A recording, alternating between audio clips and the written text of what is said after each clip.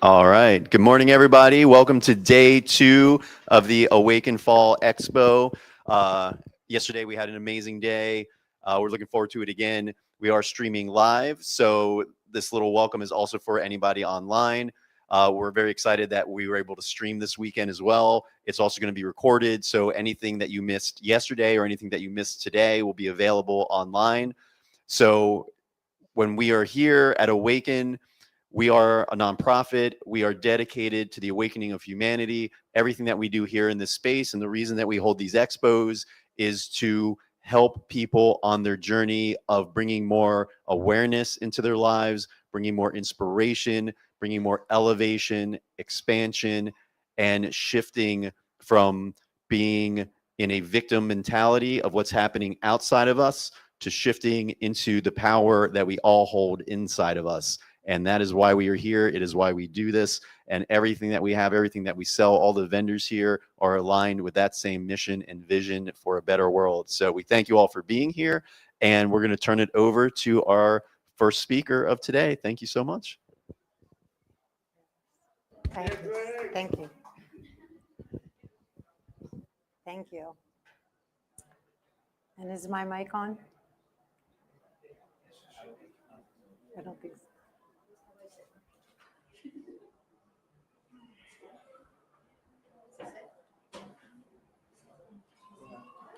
Good morning, everyone. Thank you so much for being here. I don't believe we're in this space by accident. I believe that everything is part of the divine plan for us, and that the reason you're here today is that we're going to awaken and activate something in you that maybe hasn't been activated yet. So I just want to introduce myself. My name is Paula Fallon. I'm the founder of Activate Feel Great, and I help people activate their wellness so they can feel great, because when we feel great, we do great in the world, right? And so I want to just touch upon who we are as beings. We are divinely created. We are masterpieces, and everything we need to heal ourselves mentally, spiritually, emotionally, and physically is already inside of ourselves. What we run into is we live in a world of judgment. And because the outside world is always judging, we are conditioned from the time we're young to judge ourselves. And when we judge ourselves, we kind of turn off that connection that we have with spirit. We kind of quiet it down because we get so busy worrying about all the other things that are going on in the world around us and all the other judgments. And then we're measuring ourselves against what other people say is good, bad, or indifferent, right? And so we start to, over time, lose that connection to our spiritual being. So what I help my clients do, and what I want to help you do today, is to get reconnected to spirit. It requires you to stop, to get into a quiet space, to calm your body so that you can actually hear the direction that you're supposed to go in. And then in reconnecting with spirit, you can ask questions to guide your decisions in life. I have really gotten into the habit of trying to stop before I make any decision and ask to be divinely guided, because we make decisions from here instead of from here and from here. And since we already have everything we need inside of us, if it doesn't feel right in your gut, it's probably not right. If it doesn't feel right in your heart, it's probably not right. And no matter what your head is telling you, you've got to follow your gut and your heart, because that is your spirit communicating with you. So I just want to get us started by having us all kind of close our eyes, ground your feet, if you will, drop your shoulders down, release all tension, everything from your neck and your shoulders. I want you to relax every muscle in your face, especially your jaw. Let that tongue drop down from the roof of your mouth. Can you guys feel that relaxation in your face? we're going to do some breathing. So I want you to breathe in slowly to the count of 4. 1, 2, 3, 4. Hold it for 2. 1, 2, and then slowly release for 6. 1, 2, 3, 4, 5, 6. Now I want you to do it 2 more times, and I want you to guide yourself. Breathe in.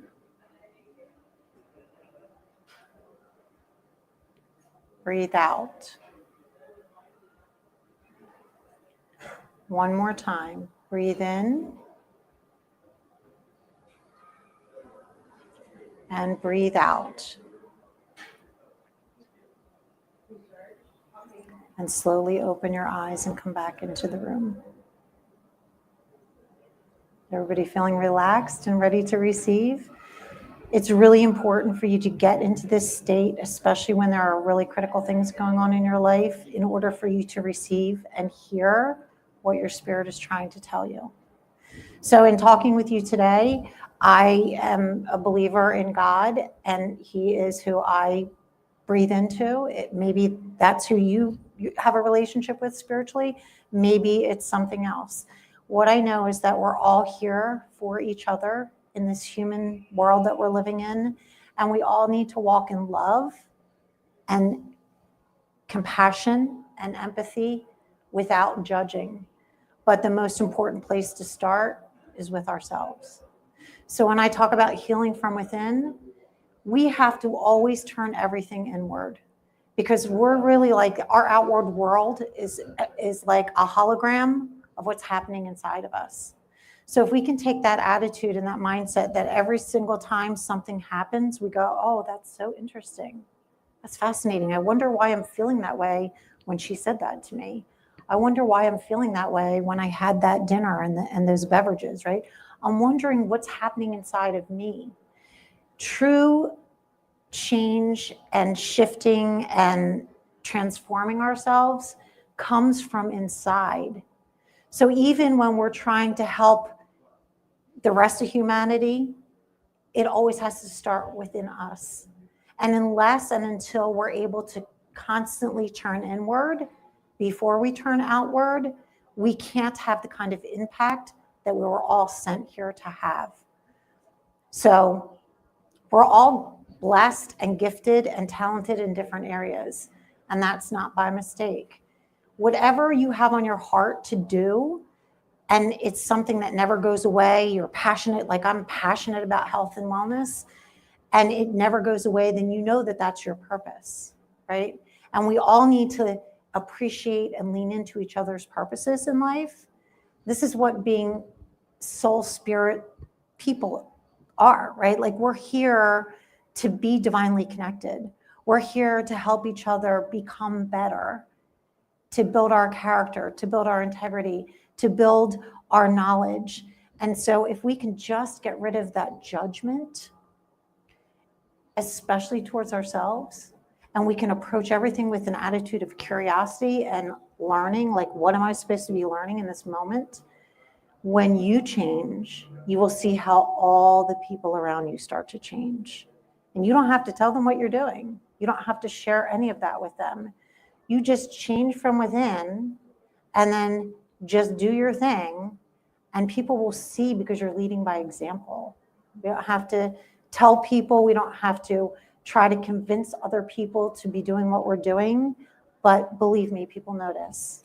And then that has a ripple effect in the world, especially with our families, because we have to start there, right? The ripple effect has to start inside of our own home. So part of being in touch with your spirit is feeling more at peace and not feeling like you're striving all the time, right? We live in this fast-paced world and all the technology, and we have to do all the things, right? And we're always pushing and striving, and that's actually working against us. So when you start going inward and you start healing yourself from within, you have this sense of peace that you don't get any other way. And then when you're out doing the things that you're doing, you don't feel like you're pushing and striving. It feels more natural. When you're pushing and striving, you're putting a lot of stress on your body, and next thing you know, it's affecting our health. So just to give you a little background on me, my son is 32, going to be 32. When he was 3.5, he never sat still. He was in the 10th percentile for height and weight. I couldn't get him to eat. Yeah, at one point, I don't think he was ever upright. He was always rolling around and upside down. And so I took him to the doctor and said, we need to figure out what's going on with my son. And the doctor said, well, your son has ADHD. And I think the solution is to put him on Ritalin. And I said, not this mama. We're not putting him on Ritalin. There's got to be a better way. And that was really what started my journey of understanding how what we choose to eat, what we choose to drink, what we choose to put on our bodies, diffuse in our homes, like all of that stuff, the impact that it has on our health. So I started traveling around to all the pediatricians who were specializing in ADHD at the time, going to their workshops. Everywhere I went, there were vendors that were talking about nutrition, talking about supplementation, talking about biofeedback, how to retrain the brain, talking about behavior modification. And it dawned on me, these are all the things God wants us to focus on, right? This is literally what our body was designed to do. We were designed to nourish our body with the things that come from nature, that were given to us freely in nature. Our bodies were actually designed to be nourished by that. So if we're not eating whole foods, we're not nourishing our bodies in a way that our body can recognize to create optimal health. Also, our bodies were designed to move. We are stronger than we actually realize we are, and our bodies were designed to move. So when we're sedentary, it's going to affect our health, right? So when we're going inward and we're having this conversation with spirit, we need to be asking, like, what am I doing that I shouldn't be doing? What can I do that I'm not currently doing? And we just have to think of it in terms of, when we're born, we don't stand up and run down the sidewalk, right? When we're born, we open our eyes and we're like, oh, what's going on here, right? So now we have awareness. Then we start lifting our head because we want to look around and see more. Okay, now I'm aware, now I can see more. And then we try to roll over. I can move. Oh, I can move in different ways. Then we learn how to sit up, right? And then we can see the world in a whole different way once we sit up. And then we try to stand because we want to get going. We want to see what's beyond what we can see. And then once we stand and walk, next thing you know, we want to run, right? And so when we're looking inward to try to heal ourselves, I want you to try to remember to give yourself the grace of that visual, right? No matter where you are, you're exactly where you're meant to be at this time, right? Everyone's journey is different. Everyone's going through different things in life. And so just trust the fact that you're exactly where you're supposed to be. And then just look at yourself like maybe today's the first day you're even starting. Maybe today's the first day you're going, I need to have more energy. How many people want more energy? Yep. How many people want more clarity? How many people want to be able to just be true to themselves and not care what anybody else thinks? Yep. And so there are some of you who are already that way, I think. But for me, it's been a lifelong journey of having to deprogram my mind from what the world has programmed me to believe. And so the only way to really do that is to turn inward. Here's what I learned with my son. When we did physical activity every single day, like scheduled physical activity so he could sleep at night, when we only fed him whole foods that come from the earth, when we did behavior modification, everything in his life changed. And so at that point, I just started digging really deep. I've been studying this for over 30 years and implementing it in my life and my family's life and my friends' lives. And I've even had friends that wouldn't listen to me. And I had one girlfriend who, after several years of me trying to help her heal her gut, she said, oh, I went to a specialist. I said, what did the specialist tell you? And she said, oh, these are all the things I shouldn't eat. And these are the things I should eat. And this is what I should be doing with my body. And I just said, how much did you pay your specialist? Because I've been telling you all that for 3 years. Like, you haven't done any of it, But sometimes we have to be so deep in our own discomfort and pain before we'll actually go, I need to take control, right? And that's really what we're designed to do. There's a lot of voices telling us all the things, right? If we get back to the basics, we can quiet all those voices. So how many people go on social media and like you're hearing 5 different ways you're supposed to eat, right? Paleo, carnivore, vegan, vegetarian. You know what? Your body already knows how you're supposed to eat. The way you're going to eat is not going to be the way I'm going to eat.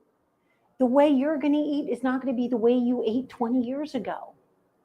As our bodies are changing, our bodies are demanding different things from us.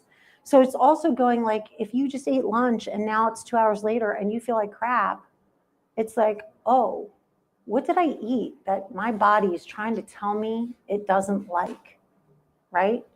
So it's really getting in touch with all of that and getting back to the divinity that we all have inside of us already.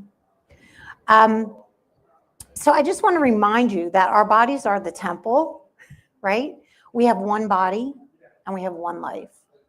So that's why we need to really start going inside of ourselves so that we can make wise choices that are actually going to allow us all to live the life we were designed to live and to live it fully and to thrive. I would, my passion and my goal is to create impact in the world where people feel amazing till the day they die. They're 100 years old, they're still going to the gym, they're eating great food, they're driving their car, they're living on their own, and it's possible because we see it. We see it. If you don't know anything about the blue zones, look up the blue zones. People are living to 120, right? So it's possible, but we have to be willing to look inside of ourselves and do the work on ourselves. So I just want to share with you something that I have to remind myself of all the time. And it's from Romans 12:2. And it says, do not conform to the patterns of this world, but be transformed by the renewing of your mind. Then you'll be able to test and prove what God's will is for you. And it's pleasing and perfect, right? And that's when you're really going to have your best life. And you can still have that. I'm just going to bring this up because it's my own situation and maybe other people are experiencing that as well. I have a husband who's sedentary. I am physically active every day of my life. I have a husband who likes to watch like crime shows and murder, and I like to watch Hallmark, So no matter what your situation is with your significant other, inside of your home, who you're living with, whatever, you can still do what you need to do for yourself and show up for yourself and accomplish what you need to do for yourselves to create a great life. And the beauty of doing that is that you slowly learn to just not let any of the other stuff bother you. I just laugh at everything now. One of my greatest mentors taught me to laugh at everything because you immediately release the good endorphins and it immediately gives you a sense of peace and it shifts the way you're thinking about things. So I want you to think about that. The next time someone says something and it upsets you, think to yourself, why am I feeling triggered? Like, what is it in me that is causing me to feel this way right now? And then look inside and figure that out. And sometimes it's the same person triggering you over and over and over again, like the kind of person like you would just like to smack them really hard, But you'll actually find when you repeatedly do this and you make it a practice that you will be able to laugh at that person and be like, and I have people in my life. I have one friend. She tells me to muscle test everything. I'm like, I don't believe in applied kinesiology. If that works for you, I love you. Great. I'm super happy for you. But please stop asking me to muscle test everything. Like, that's not what I do. I go inside and I follow my intuition and my guidance and I don't muscle test, right? And then I just had to get to the point where she still says it. I must have asked her 10 times not to say it. So now I just get to the point where I'm like, oh, God, love her. Look at her. That works for her. It makes her feel so good about her decisions. I love that for her, and it just doesn't even bother me anymore. So I know that y'all are thinking of at least one person or one situation in your life right now that story reminds you of. And when we heal ourselves inside, we find that all those things kind of drift away. And then we really have the opportunity to create optimal health and wellness in our bodies. So if you guys want to look at the paper that I left there for you, I want to make sure that we're doing a little bit of work here today, just to get your juices flowing, just to get you going and thinking about things, okay? And so, if you're not talking about God, that's not where you are in your journey, and you're talking about the universe, whatever it is, whatever spiritual connection you have, I love that. I honor you. I see you. And so if the words on the page don't resonate, put the words in your mind of the spiritual journey that you're on, but it's going to get you to the same place, okay? So I just want you to take a minute. We're going to jot down some notes, because once the thoughts come in, I don't want you to think too much about it. The minute it comes into your thought process, it's there for a reason. Write it down, okay? So let's look at the first one. What part of your health have you been trying to control without leaning into that inner guidance, without really becoming intuitive about what your body wants you to do? So for example, my husband brought home a pizza last night. I don't normally eat pizza. It was late. I had a long day yesterday, and I thought to myself, before I ate the pizza, I shouldn't eat that pizza. It's going to make me sick. And I ate it anyway, because I didn't listen to myself. And about an hour later, I'm like, you only have yourself to blame. You knew that was going to make you sick. Now you feel like crap. Now you have to go have a long day again tomorrow. So it's that listening real quickly to that intuition that's going to make things change for you. So what is it about your health that you're not leaning into? You're not leaning into letting your inner guidance help you make decisions.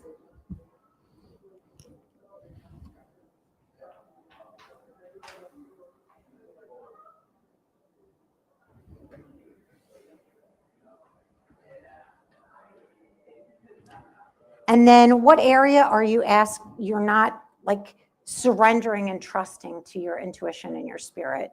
What area? It could be your health and wellness, which is what I love to talk about all the time, ad nauseum, much to sometimes the irritation of my family, because I've talked to them about it all the time.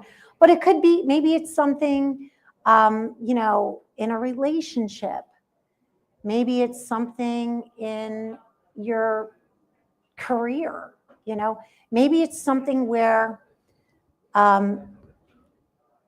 if it's your career, it's something that is not aligned with who you are as a human being and why you're here, and yet you're doing it. Maybe it's that. Maybe it's, a relationship that isn't healthy for you, and you're still in that relationship for whatever reason. Where are you not trusting yourself and surrendering to your knowing? And then what does your body need more of right now that you are not giving it, even though it keeps telling you that it needs more? Maybe it's sleep. Do you know that sleep is the number one issue that every single person I've ever worked with has? Sleep. Not sleeping enough. For every hour before midnight you sleep, it's like sleeping 2 hours after midnight. Your body goes through 3 cycles during the night, and each cycle does something different for rest and restoration. So if you're not getting adequate sleep, you're not getting your body to replenish to set you up properly for the next day. Maybe it's you're not eating in a way that's really honoring your body, that's really making you feel good. I am not about weight loss. I've had business coaches who are like, oh, you have to talk about weight loss. That's what people want. And then you have to talk, then once you get them in, you talk about the health. We are all different, right? We are built differently. And the number one thing we need to focus on is health.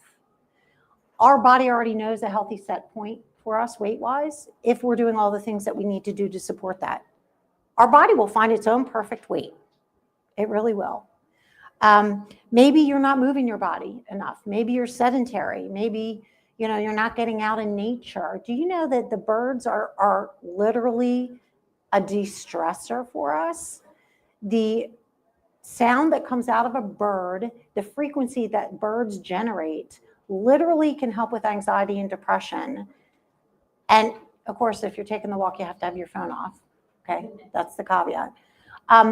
The wind as it's blowing, the air that we're breathing, all of those things in nature were designed to help us to de-stress and reset. So important to get out in nature. And then stillness, making sure you have quiet time every day. If anybody in here got little ones at home? The bathroom is a great place to go. Sometimes when you've got littles and you get up and 10 minutes later they're up, and then you put them down and 10 minutes later you're wanting to go to bed because you're exhausted. The bathroom is a great excuse.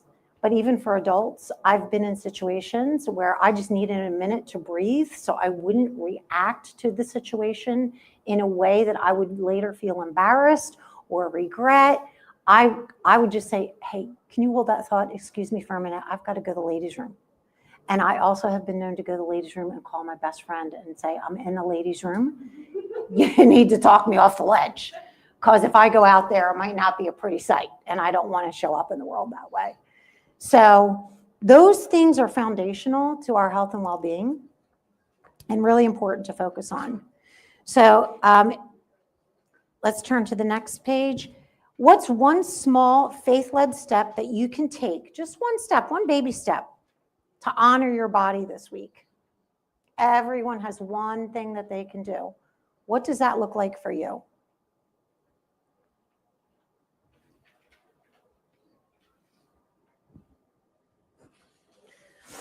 And then how do you feel when you hear me talking about the divine guidance and wisdom? How does that land with you? How do you feel when you hear that? And we know that that is true, but maybe we forgot about it, right? Maybe we've gotten so busy in this world that we have forgotten.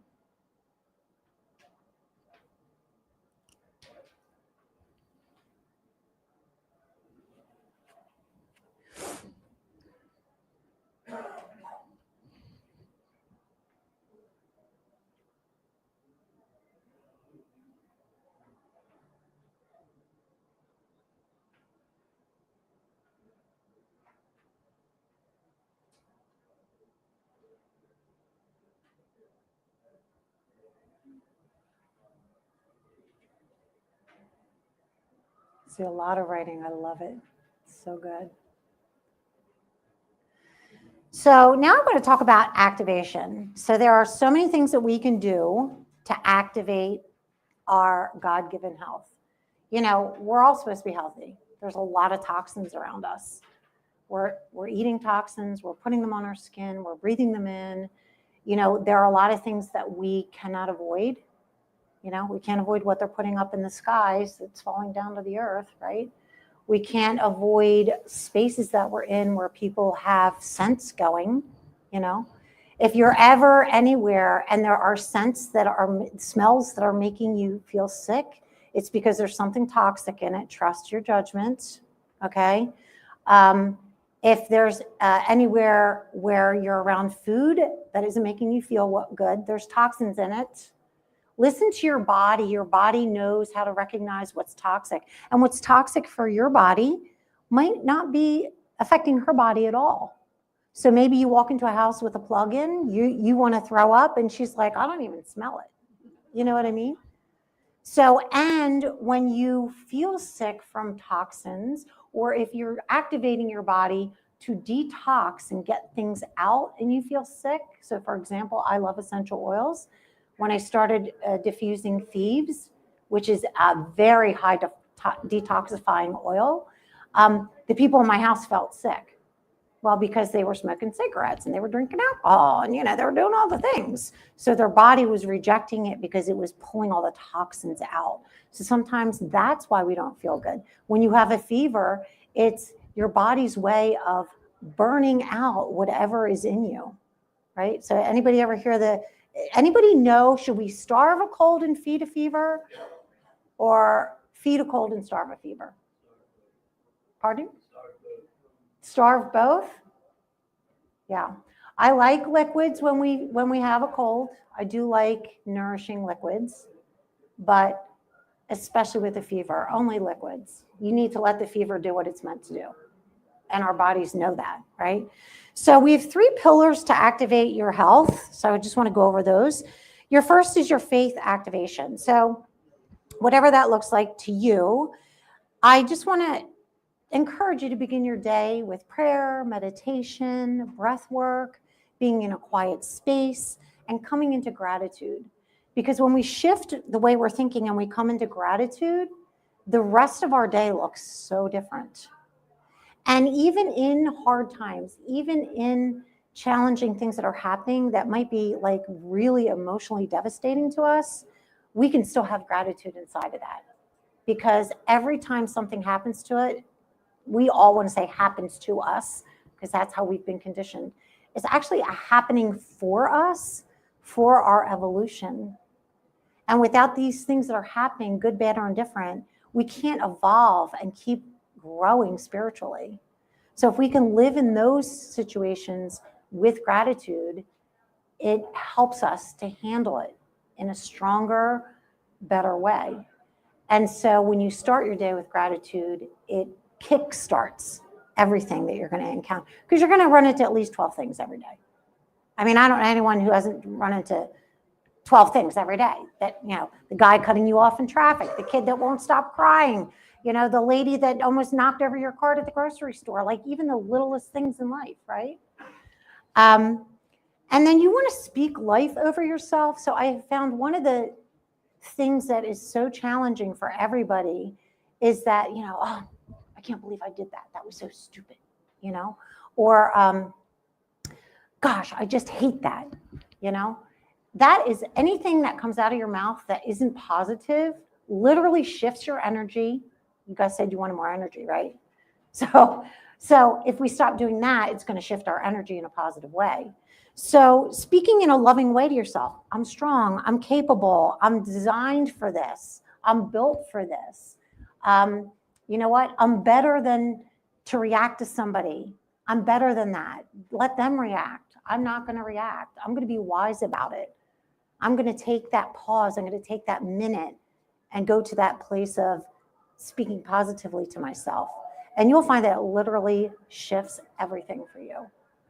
And then inviting God's spirit into your choices when it comes to your daily routines, your food, your rest, who you're hanging out with. I have had to let go of people. My best friend, I had to let go of her because she just complained all the time. We were best friends for 10 years. And then she got irritated with me because I was talking positive all the time. And I was talking about health and nutrition. She said to me one day, oh my God, all you ever do is talk about health and nutrition. I'm like, I know, because people aren't paying attention. I'm trying to get people's attention because I want to help people, you know? My big problem with coaching is oftentimes I want it more for people than they want it for themselves. So that's been a real learning curve for me, is I can want it for you, like, and I can want to take you and shake you. Wake up. What are you doing to yourself? But if you don't want it for yourself, then I've got to take a step back. And then we have to have a conversation about self-love. There's a reason why, and there's things that are going on that we need to clear before we can get to that place, right? So I'm sure I'm not the only one who kind of acts that way with other people, right? Like, anybody else want to shake people? I go, like, I got 30 years of experience. Why aren't you listening to me, right? Most people don't really want healing. They want something to go away and to go back to the life before that started. Right. Real healing requires real change. Yep. They want a magic bullet. The reason they want the magic bullet is because they've been sold the lie of the magic bullet. And I tell people whenever they kind of come back at me about that, I had someone come back at me about Dawn dish soap one day because she said, oh, you got a stain on your shirt. You can use Dawn dish soap. I said, why would I use that? It's toxic. It's like one of the most toxic soaps on the market. She said, but it takes oil off ducks. I said, now think about that. If there's something strong enough to remove crude oil off of the feathers of a duck, do you think that's good to put on your dishes? I'm thinking it's toxic, you know? I know it's toxic. So people come back all the time, you know, because they're, number one, you got to give people grace because a lot of people aren't awake. They're not aware. And they may never be. That's their journey, right? So I go, oh, they're not awake and aware. That's their journey. I've had to say that about my husband. Like, I had to stop. I realized biblically, if you say it more than once, you're nagging. The Bible tells women, say it once and then stop, or you're nagging, right? I'm like, gosh, I'm nagging my husband. And all it's doing is negatively affecting our relationship, making him feel defensive, making him feel like a failure, making him feel like nothing he ever does is good enough. Do I want that in my relationship? No. So let me just change me. I'm just going to change me, and then I'll just let him see what I'm doing, right? And let him do what he's doing, you know? And it's amazing how much better your relationships get when you can be like that. It really is. So people aren't aware. So, you know, when we're aware, we try to bring awareness, but we have to do it through love, kindness, compassion, and gentleness. But most importantly, by leading by example. That's the number one way people are going to learn from you. I've had people come up to me and say, I don't know what you have, but I want it. That's what we want to leave people with. We want people to watch us and then go, what are you doing? I've seen you transform. I had 2 people tell me that at my event yesterday. They've known me for 2 years, and they came up to me and they said, I cannot believe how much you've transformed in 2 years. You're like a different person. That's what is going to help other people when they see that happening in you. So that's, again, why we need to go inside of ourselves, right? The second pillar is cellular activation. So we need to support that natural ability for our body to be able to repair itself. So if you've been walking around with acid reflux for 10 years and you've been popping stuff and just eating all the things, and now your body is like in complete chaos, please don't expect that to go away in 3 months. It's not going to happen. It takes time for our bodies to heal, and we have to allow our bodies the time to heal. But then we have to take the responsibility for doing the things that are going to activate our bodies in a way that are going to help our bodies to heal. Eating whole foods, drinking enough water, being hydrated. Water, yes, water counts in everything except the drinks that dehydrate you. So water and coffee doesn't count. Water and tea, if it's dehydrating you, doesn't count. But water in a smoothie counts, you know? So water that you get from really hydrating fruits counts. Like watermelon, one of the best fruits you can eat because it's almost all water, right? And then so we need to feed ourselves with clean nutrition because every 90 days our body regenerates our cells. So we can either create healthy cells or we can create sick cells. And it's all based on what you're putting in your mouth, right? So no matter where you are in your journey, it's never too late. You could be 80 years old, never work out, never eat right, and still do things that are going to help you feel better and live a great rest of your life. It's never too late. There are a lot of people that are supplementing that know nothing about supplementation. They're self-diagnosing themselves. They're not going for a blood test to see if they are low in minerals. They're not going for a blood test to see if there's anything going on in their blood. They don't understand supplementation and they don't understand activation. And that's a big part of my business. And what I do with people is helping people to understand the difference between activating your body, which means turning your body's innate ability to heal itself back on, and supplementing, which is I'm trying to give my body back what it's losing every day. So there's a distinct difference between those two things. So just remember, when you nourish your cells, you empower this vessel that we were given, right?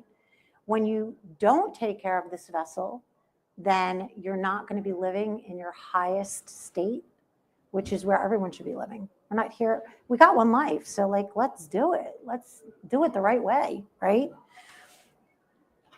And then the third pillar is lifestyle activation. So understanding that movement is a blessing and should be part of our lifestyle every single day, at least 30 minutes. All you need is a good pair of shoes and a jacket. Go outside. That's all you need. And then resting intentionally. So I am bringing up the Sabbath because I truly believe that if you incorporate one day where you don't do any chores, you don't run any errands, you don't hang out on technology, you say, let's focus on relationships today, and let's focus on going out and doing something fun. And we're not going to do the wash. We're not going to do, and if someone says to you in your family, because mamas, the kids, can you do this? Can you do that? No. Today's the day where we're disconnecting from all the things of the world, and we're reconnecting not only with spirit, but with each other. So when my husband and I started doing that, it literally changed our marriage. One day a week, every Sunday. What are we doing today? That's just you and I together in conversation out in nature, or it's with our kids. And now I have a grandbaby with my grandbaby, and it's really a life-changing thing to do for yourself. So I really want to encourage you guys to do that. If you turn to the next page, I would love to connect with you on social media. So I believe in giving value. I believe in talking ad nauseum about all the things. And so I do a lot of that on social media. So I'd love for you to connect with me and tap in, because maybe someday you might see one of my videos that's going to hit exactly what you're experiencing on that day. And it's exactly what you need to hear. And maybe if it's not for you, it might be for people you know. And you could say, hey, I follow this person on social media. Maybe you want to listen to some of their stuff. Am I the only one who sees stuff and then sends it to people that I think if I said this to them, they wouldn't listen to me, but if I text them the video, they'll watch it? I do that all the time. And they're literally saying the same thing I say. But it's kind of like the grandchildren listen better to the grandparents than they do to their mother, right? It's kind of that mindset. So it's a great way to share and get people, to help people become aware. Maybe you're just trying to give people a level of awareness, And that's really what I'm trying to do. I'm trying to give people a level of awareness. So next steps, I just want to hear from you guys about anything that resonated with you today that might be a great step for you to take moving forward, that you feel like is the one thing. Does anybody have anything to share?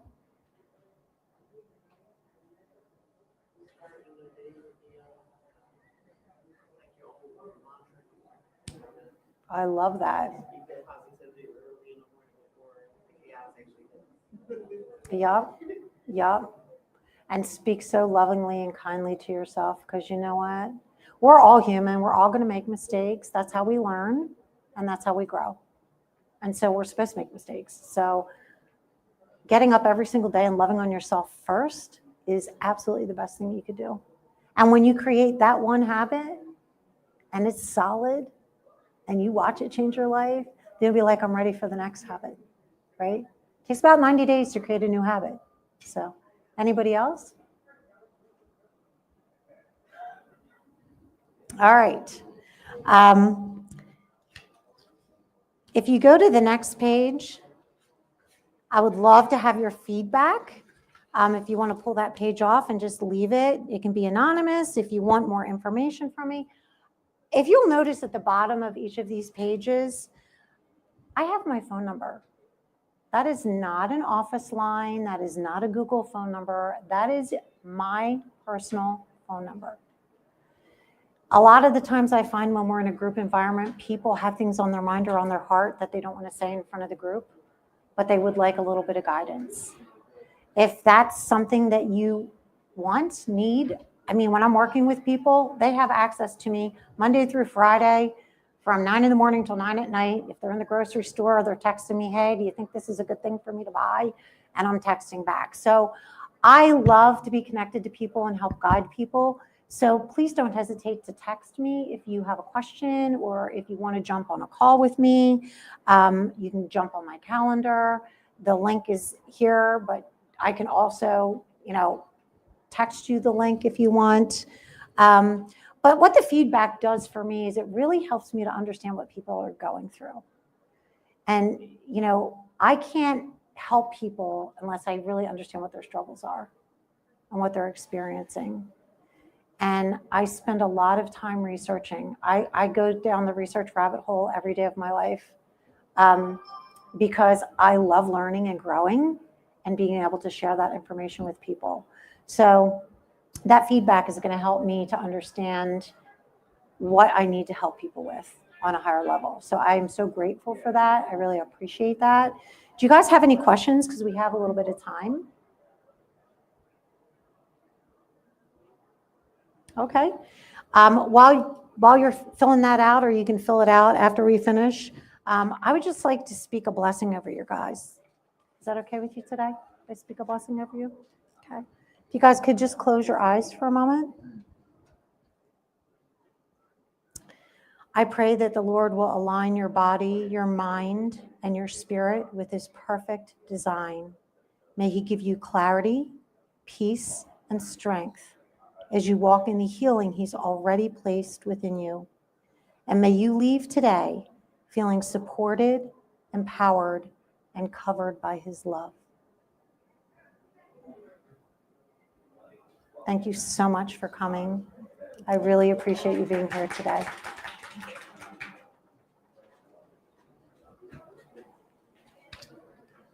And you can just leave your feedback on the chair here when you're ready to go. And I'll be floating around, so if you have any questions or you want to chat with me, I'll be floating around for a little while.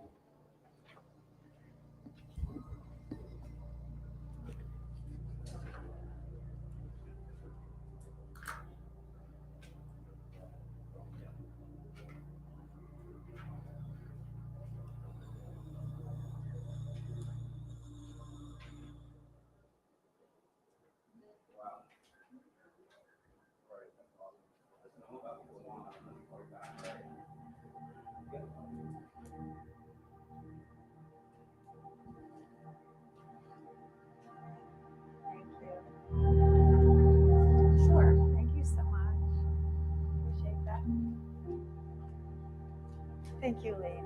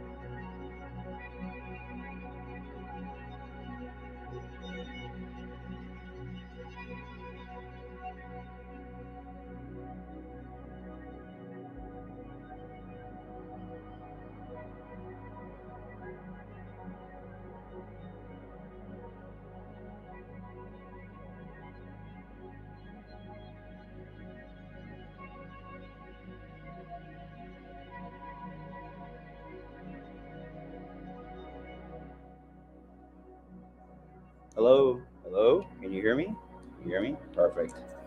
Fantastic. You want me to try the other mic?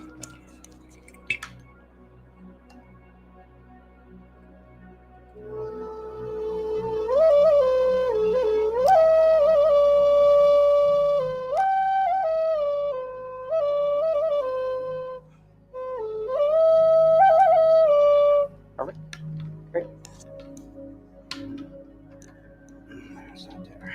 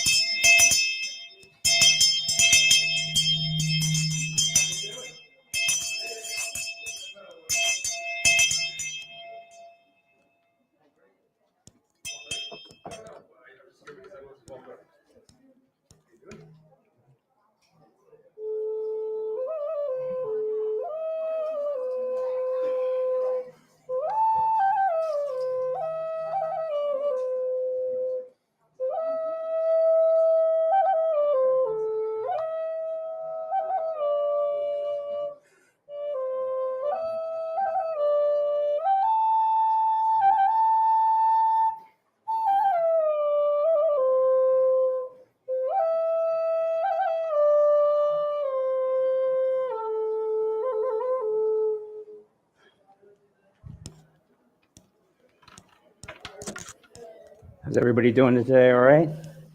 I'm going to give you one more sound blessing before we start, okay? Om. Om.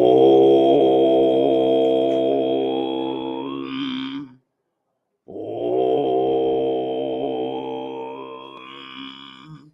Mani bani mani bani mani bani mani bani mani bani mani bani Om mani padme Om, Om mani padme Om, Om mani padme Om.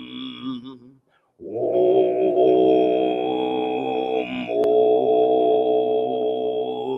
Om. How's everybody doing today? Thank you for coming to my talk. I will give you the expedited version since I have limited time today. But if any of you have questions afterwards and want to talk to me personally, I'll give you my info. You can talk to me. I have a booth outside. I'll be here for the rest of the day. So I'll get right down to it. So I'm speaking from my own personal experience. This subject is actually not new, in case anybody is new to it. This started with the Beats, Allen Ginsberg, Alan Watts, all of these, Timothy Leary, all these guys were influenced by Buddhism during their psychedelic experiences and helped form a lot of their later ideas about the psychedelic experience in general and Buddhism. Personally, for me, my journey started when I was 19 years old. And I took LSD the first time, and it was great. I had a really good time. It was very fun. And again, as most of us did, we started very innocently. We were just having fun and enjoying our friends and music. And I went down that road for a couple years, a good 5-6 years, till my late 20s. I started to study about Native American culture and South American culture and Buddhism. And I found a lot of really powerful and enlightening things. And I suddenly realized these things that I were doing were great for just for fun, but it was really wasting the true potential of what they could do. So I started to do those things with much more intention and to do work on my mind, to really understand the nature of my mind and consciousness. And another thing that it did that I did not set out to do, but it did it all on its own, was really awoken me to my empathy and my compassion. Uh, I had a very powerful experience early on where I literally felt, oh, sorry, where I just, yeah, you can mic up a little bit. Yeah. I literally felt, I had a religious experience because of it. I'm just going to say that I felt the universe moving through every atom in my body as I looked up at the night sky during a full moon, waist deep in the ocean. Yeah, at night. Yeah, I mean, it was a life-changing experience for me. It was the first truly religious experience that I could say where I really felt that energy come through me. You know what I mean? And I knew that that was not something that I was just going to walk away from and not have it change me. It changed me deeply. I have to emphasize that this speak is to not encourage anybody to do psychedelics or advocate for the use of psychedelics. It's a personal choice. I'm not judging you one way or the other. As far as Buddhism concerns, there is no really judgment on you. They would prefer, especially if you're a monk, that you not do things that cloud your consciousness or your perception. But at the same time, I really do have to say, if it wasn't for my psychedelic experience, I would have probably never come to the path of Buddhism and the path of seeking to understand the nature of my mind and to really cultivate my love and compassion for all beings. You know what I mean? So, is it for everybody? No. Is it a powerful tool used in the right conditions? It absolutely is, but it will not enlighten you and it will not liberate you. Nothing can do that other than putting in the work. These things are just tools like anything else that you would use, but they don't do the work for you. You know what I mean? They will show you things. They will show you the nature of your mind. They will show you the nature of your consciousness, but they cannot lead you to the answers that are within you. They illuminate the path, but you have to walk it. You know what I mean? That is the purpose of these things. And these cultures that have been using psychedelics for thousands of years use it to commune with nature, to commune with the spirits that spoke to them, to their people, and guided their people. They were used to empower people. You know what I mean? And then, of course, unfortunately, when we have our government get a hold of stuff like that, and we have MK Ultra, and they try to use them to control and manipulate people. Very evil. But again, you can't blame the tool. It's the people who are administering it or the people who are taking it that are the problem, you know? So if you do choose to take that path, go into it with respect for these sacraments, these tools, and for yourself, you know? And if you do that, very powerful and beautiful experiences can be had through it, and a great amount of work and a great amount of absolving suffering that you've been carrying around within you can be released. But you need to go tread very carefully. And I really do fully believe that it should be legally used as a therapeutic device for people, because in the right conditions where you're safe from hurting yourself and stuff, your subconscious will really bring forth things that you need to face. And as long as you are in the mind state to remember that these things are just projections of your consciousness, they're not happening in the real world, and you lose the fear of confronting these things, which may be painful. I definitely had some experiences that were very painful, and I was not in a safe environment, and very bad things happened because of that. But I was very lucky in my journey to be able to learn the lesson and pay the price.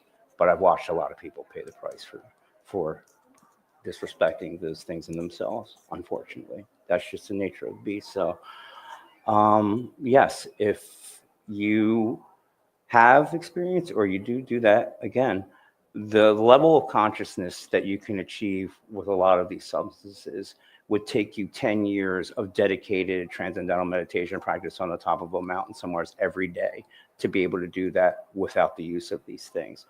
And that is a wonderful choice if you're doing it. But we live in the modern age, and if we were all monks sitting on top of a hill, I don't think we would have gotten a lot done. Yeah, we would have been very happy probably, but there wouldn't be any planes flying around or anything. You know what I mean? So it is.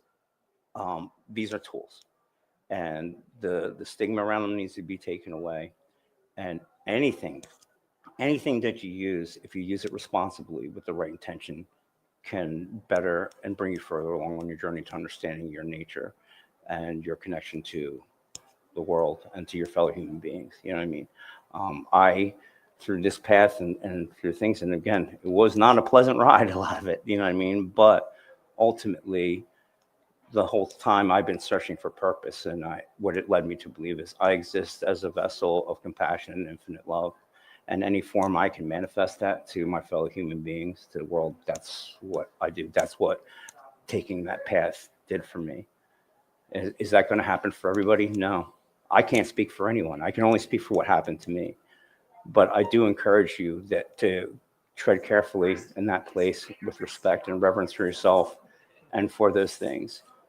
Because, at a music festival with 5,000 people around and stuff like that, if you're confronted with something your subconscious has been hiding from you for a long time, you're going to have a rough ride. You know what I mean? It's not going to be pleasant for you, and it could end up in a lot of danger. So I would only ask that you be mindful of yourself, mindful of the sacraments, and mindful of that place that they take you to. And, just have compassion and love for yourself and your fellow human beings, and you'll probably be fine.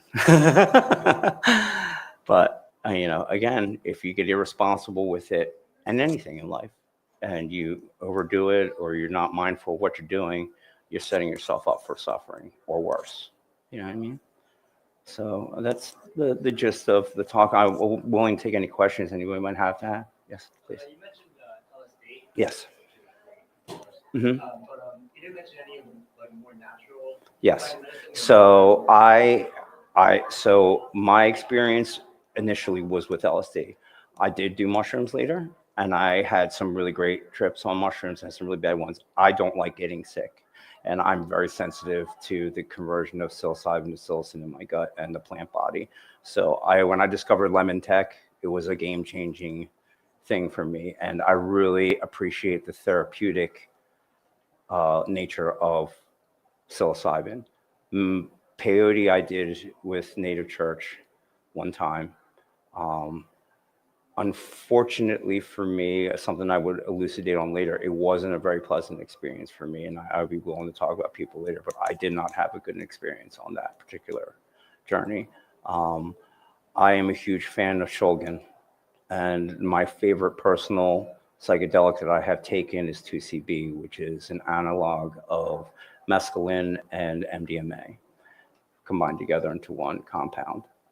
And he made it to be a bad trip proof psychedelic, because the MDMA puts you in the euphoric state first, and then you go into the mescaline experience, and it's much less aggressive than just going straight into mescaline, which I also did and I loved. But it comes on very strong and fast, and a lot of people who aren't well healed can be easily taken off the path if they're not careful with those things. Yes.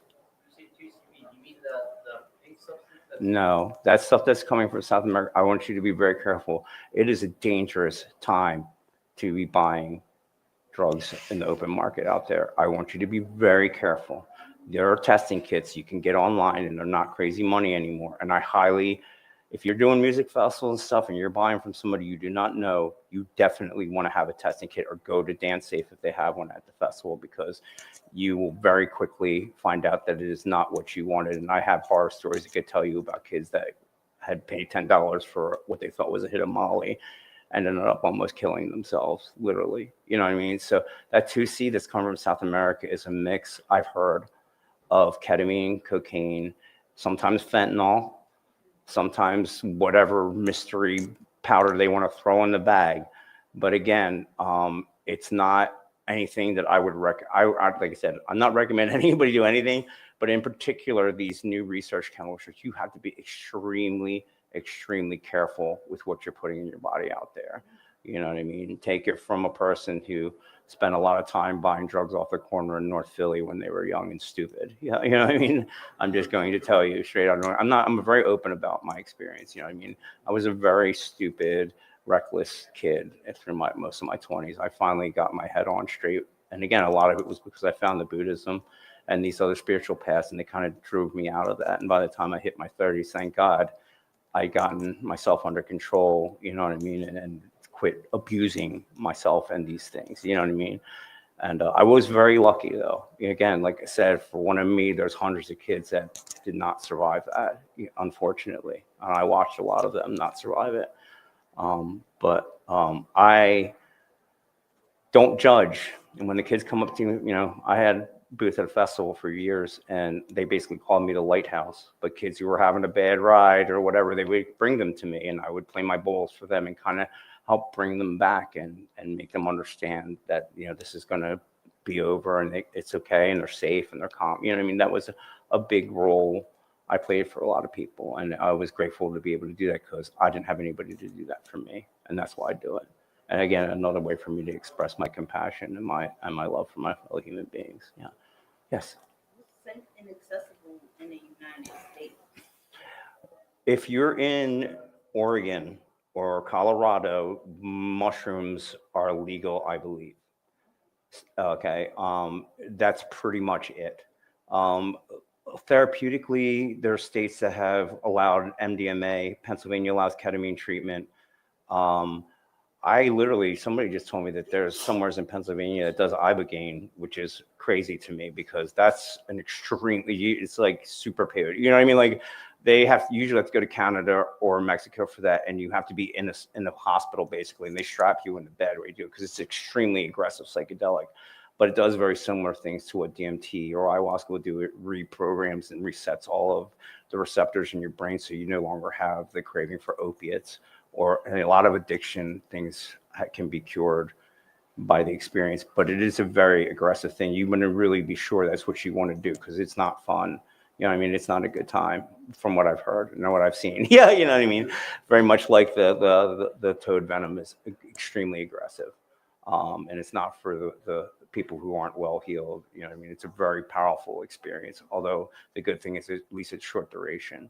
I mean, ayahuasca is a long duration, but yes. So about the yoga, if you were to, one would say that that's supposed to be done with the tribal people of Africa, because those are the people that know it. For sure. Anywhere else you go to yoga, you're not on the right side. I am a big proponent of not doing any of these things outside of ceremony, especially from where they're indigenously sourced. So ayahuasca, lots of tribes in South America practice ayahuasca. One of the oldest is the Shipibo tribe in Peru. I haven't done ayahuasca yet because of that. You know what I mean? And I've been invited to a bunch of them up here, and I'm going to be very honest with you. I'm a very proponent of the treatment of indigenous people and not exploiting them. And a lot of them that come here are being exploited by the people that are bringing them here, and they're charging exorbitantly large amounts of money for these ceremonies. And I doubt that even half of that is going to the people that are coming here. You know what I mean? So I'm very weary of that. I have a friend in El Salvador that invited me to go down there to do it with a Colombian shaman, and I'm probably going to do that next year for my first time because I trust him. He's been with this guy for 10 years, you know what I mean? And he's directly a tribal member from down there. Yeah, in Colombia, yes. LSA, similar Yes. LSD, but not the same. The interesting thing about that, I've tried this. I've swallowed 20 white baby woodrose seeds, chewed up before swallowed them. Yes. Extremely profound experience, although there was cramping in it. Yes. But the thing is, they say you can also take it sublingually. But I took 60 white baby woodrose seeds. I chewed 15 at a time. Iboga seeds, did you say? White baby woodrose. Oh yeah, woodrose. Yes, of course. Yeah. Yeah. For some reason, if you swallow like 20, you're going to have a more profound experience and the more negative side effects than you would if you took 60 seeds sublingually, where you just chew them on your mouth for a little while. Why is it that the experience is more intense and also more bad side effects with swallowing? Well, here's the thing, because you're not just taking the LSA, there's other compounds and alkalis that are in there. So they're going to affect your gut. You know what I mean? They're going to affect the experience. LSA is almost like amphetamine driven. Like, you know what I mean? LSD is already like adrenaline, right? So it gives you a very big upfront power load to your body. You get very juiced up at the beginning. LSA was, I took it on paper. I had an extracted and take LSA actually on paper, and I did not like it. I felt very tweaky, very amphetamine driven, and it wasn't pleasant. And I didn't feel the visuals were any better. If anything, they were a little diminished because it leaned so heavy into the amphetamine driven part of it.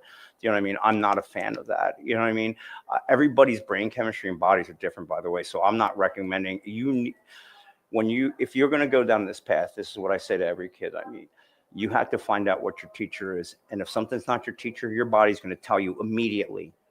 And if you don't listen to it, you are definitely going to pay the price for that. You know what I mean?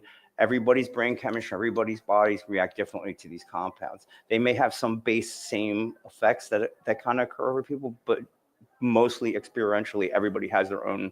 It's very difficult to explain to somebody what tripping's like. You know what I mean? Or taking acid. You know what I mean? There's not really great words and things to define what that's like, other than the baseline things. But again, that's my personal experience. Yeah. Mm-hmm. Yes. Personal experience, does it help people with like mental illness, anything? I'm definitely not a psychiatrist or psychologist or counselor or anything, but yes, I have found that I'm a very good listener, and I don't judge people, and I find people open up to me very quickly. And I think a lot of it is because I do intentionally project so much compassion and love, just as I am, my being. It's in my mind, always in the back.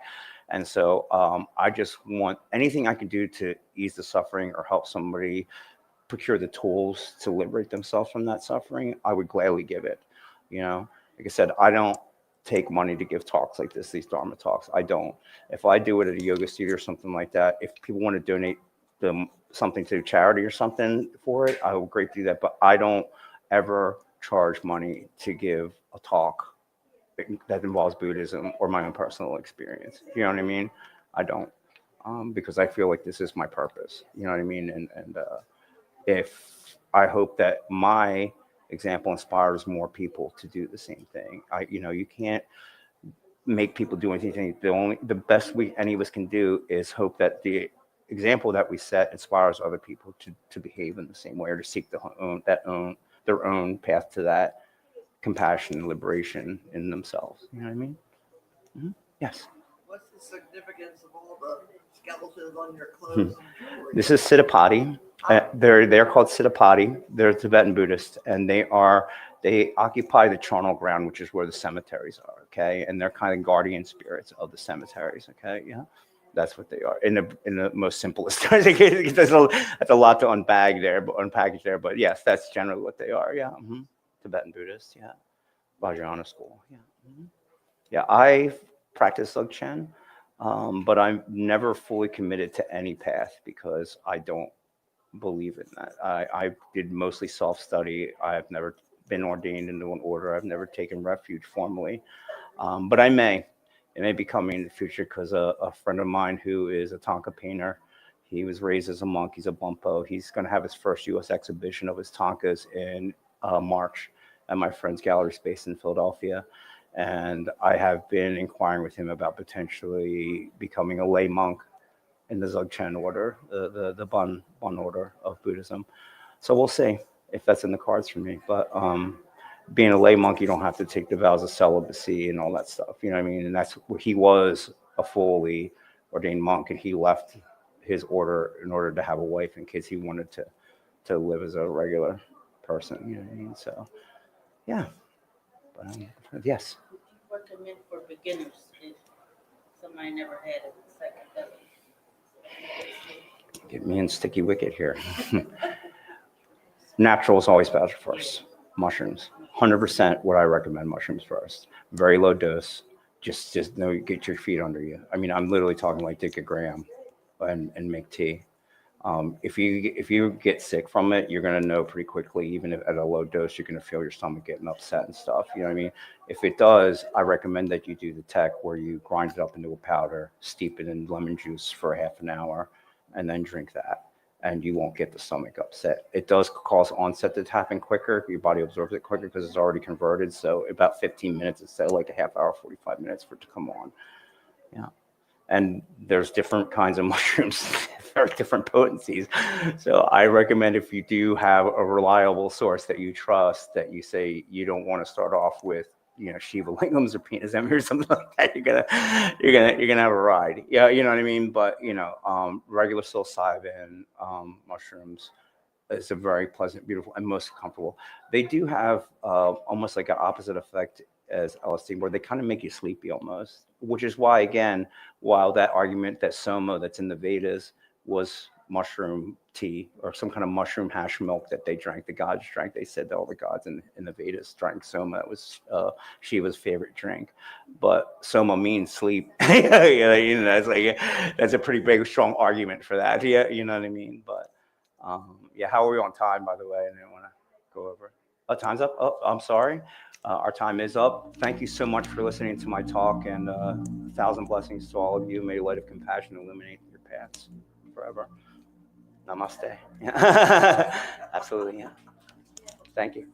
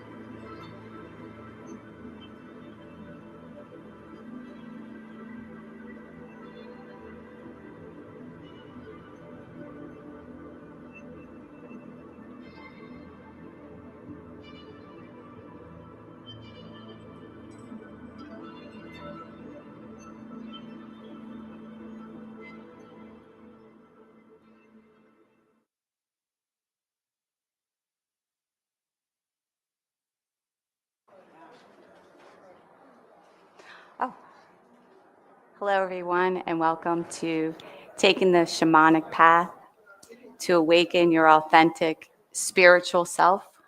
Can you hear me? Okay. Yeah, I'm a little nervous. So as I said, welcome, and thank you for coming to Taking the Shamanic Path to Awaken Your Authentic and Spiritual Self. My name is Cindy Freeman, and I'm going to be taking you on a drumming journey today.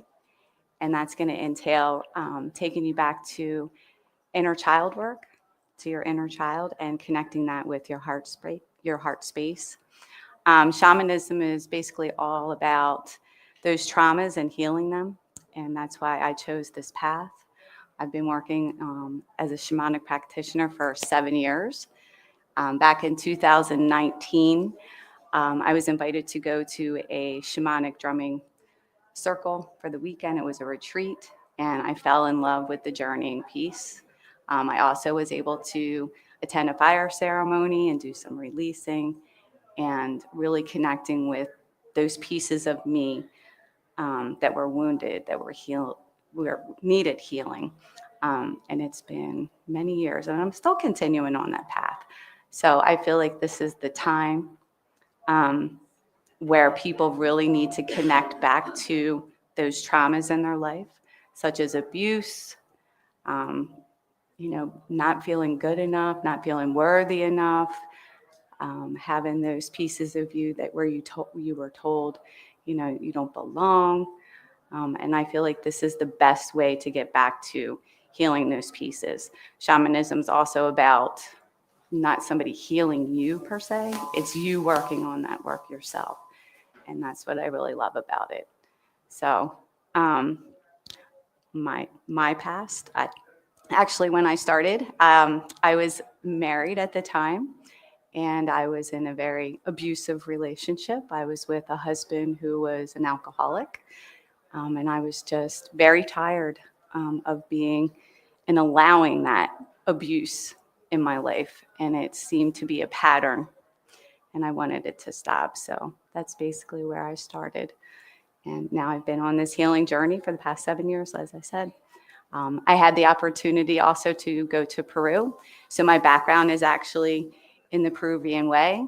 So what we're going to do today is we'll connect in. I'll have you go around and introduce. You can just say your name. I will call in the directions. And the directions meaning those are our allies that I'll be calling in from the south, the west, the north, the east, Pachamama, Father Sky, Inti Taitai. I might be using some words that are Quechua. That's the language that the Q'ero use in Peru. And each one represents an animal that we'll be connecting with as we go on this journey today. I also want you to understand this is a very safe space. I want you to feel that you are very welcomed here, and that this is, again, a safe space and container for you to be able to connect in. A little bit about myself. As I said, I've been practicing shamanism for the past 7 years. I'm also a Reiki master teacher.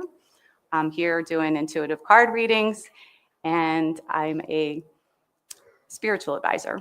I like to help people get to the root of what's really going on with themselves, because that's where the healing really begins.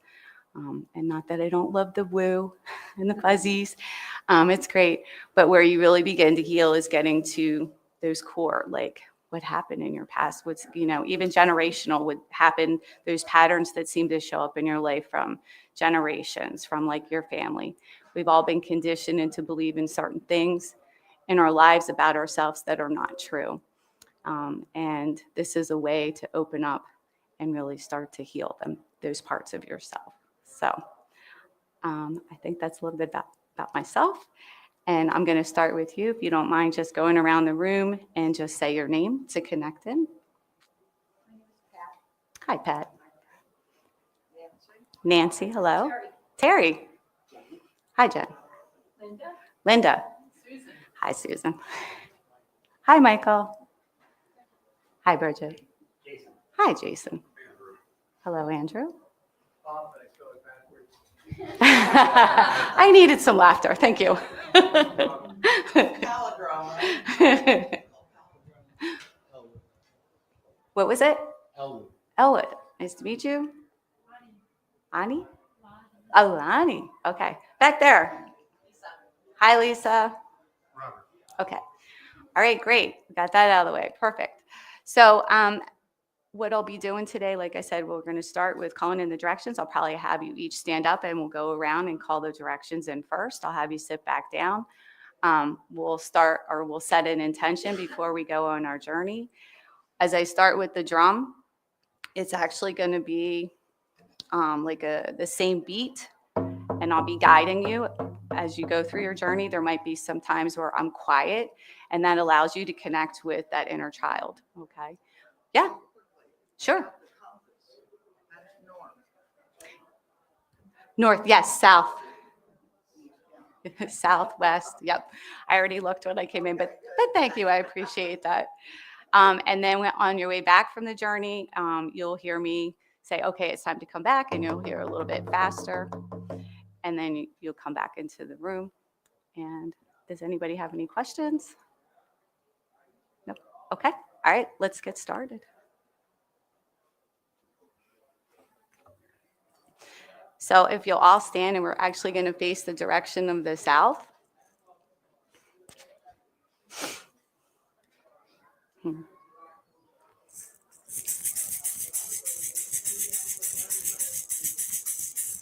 To the winds of the south, great serpent, Sachamama, wrap your coiled light around us. Teach us to shed our past as you shed your skin in one fell swoop. Teach us to walk softly upon the earth without leaving a footprint. Aho. So we're going to turn that way, face the back of the room.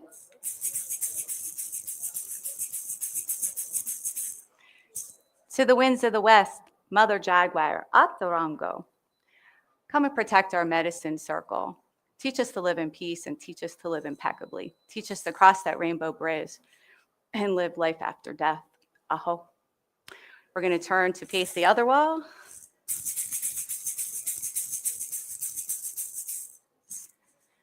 To the winds of the north, hummingbird, Sarkitakense, grandmothers, grandfather, the ancient ones, come and warm your hands by our fire and whisper to us among the winds.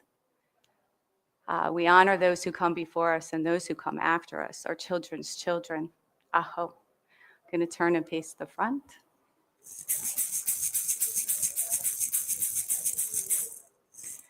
To the winds of the east, great eagle, condor, Apuchin, you who come from the place of the rising sun. Protect us under your wing and teach us to fly wingtip to wingtip with the great mystery and see with that eagle vision, that which we don't see. All right, now if you can place your hands down on the ground. If you can. All right, Pachamama, Mamita, thank you for allowing us on your back another day, for always having compassion for us. We have all gathered here today, all of your relations, the two-legged, the four-legged, the fin, the fur, the creepy crawlers, the winged ones. Thank you for all that love. Aho. Now we're going to stand up.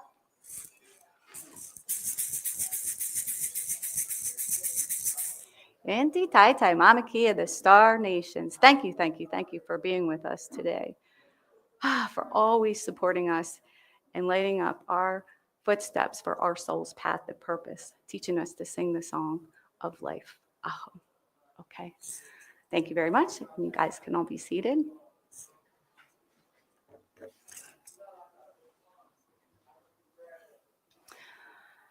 Okay, so I'm going to have you all take a deep breath in. Exhale out. Really feel that from your gut. Inhale in. Exhale out. Inhale in. Exhale out.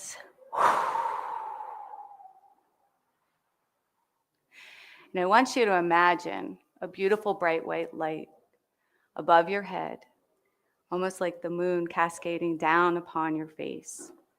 And I want this light to start going over your eyelids. So you close them gently, relaxing your face, your mouth, your jaw, down your neck, over your shoulders, into your arms, down your torso, into your heart space. And feel this light growing bigger and bigger in your heart space before we continue.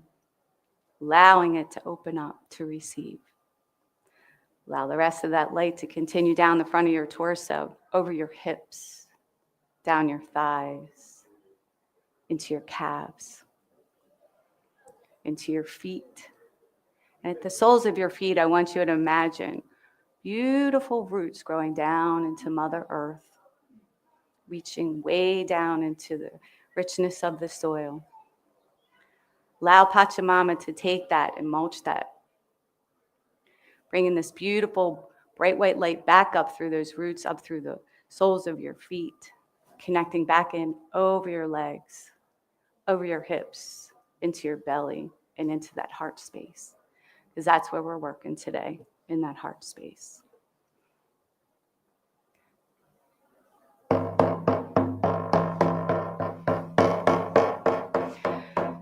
So I want you to imagine, hold on, sorry.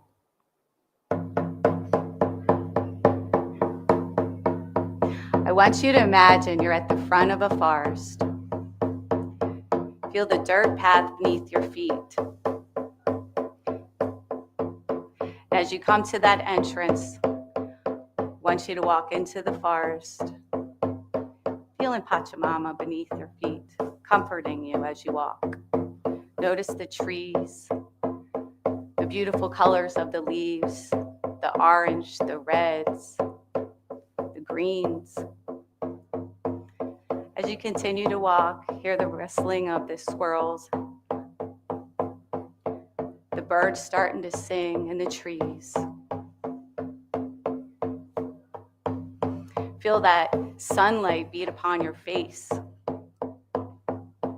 through the streams of the leaves.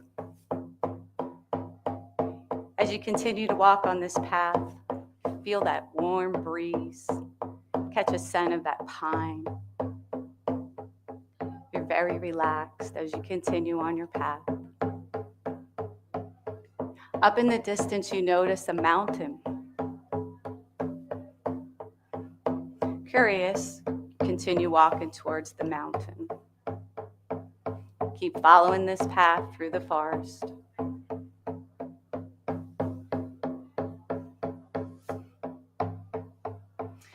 Come upon the mountain. You notice that there is a cave. Inside of this cave, you see a flickering light. You decide you're going to walk in. Feel the floor shift as you feel the rocks beneath your feet. Touch your hand on the side of the cave walls. Feel the temperature drop. It's a little cooler. As you continue to walk on this path, I want you to see there's 5 steps. Come upon these stone steps. You're going to descend down. 1, 2, 3, 4, and 5. As you reach the landing, you notice up ahead, there's a big wooden door. Curious again, you take a walk, head towards that door. As you come closer to this door, you go to reach for the handle. You hear some sobbing inside. As you open the door, move in forward. You notice in the far right corner, a sobbing child. You feel this sadness, this weeping. You go towards this child. Come to the back of this child. The child turns around, looks into your eyes. This child is you. You feel its pain. It's loneliness, that unforgotten and abandoned little boy or little girl. And all you want to do is console this little one. Tell this little one, it's okay. You're not forgotten. Feel the pain. Open up your heart. Reach down and grab for this little one's hands. Bring the little one closer to you. Tell him or her, we're going to take a walk. At the back of this cave, you notice there's another door. Open the door, head outside, and there's a beautiful playground. Lush grass. You could play ball or frisbee. There's a swing set. You see butterflies floating around. You and this child decide you're going to play. You haven't had time to play in a while. So I'm going to drum for a minute, and I want you to connect with this little child and have as much fun as you possibly can. Throw that ball. What does this child have to say to you?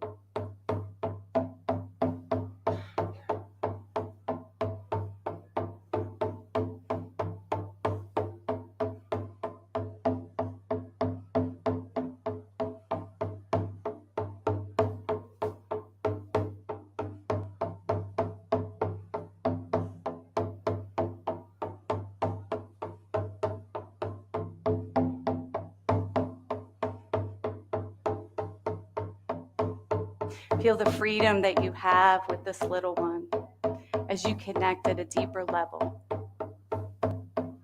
Having that freedom to be a little girl, a little boy that maybe you didn't have that chance or opportunity, or you were left out. You belong.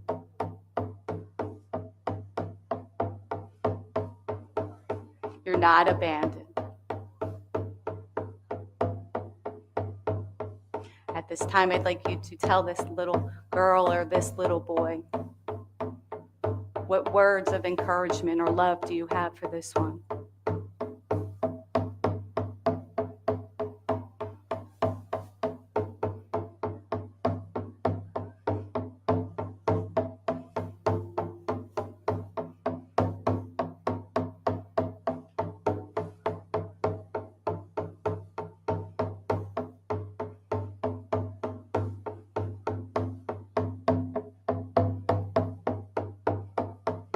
And as you continue to play and enjoy each other's company, feeling that love, that bond, that encouragement.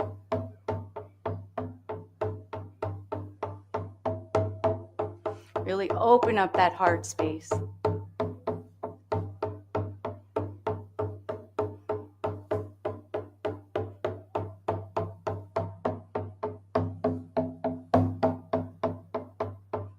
I want you to reach down, open up your heart, open up your arms very wide. Reach down and hug this little boy, this little girl. Show them how much you care. Bring them in so tight, embracing them, showing them the love that maybe they thought they were forgotten.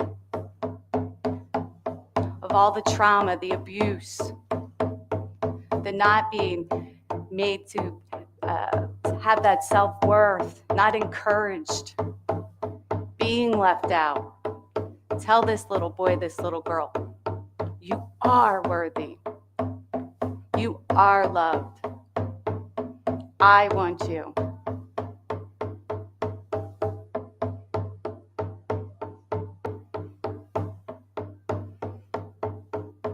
And after you've had some time, I want you to take this little one's hand. Come back to the back door of the cave.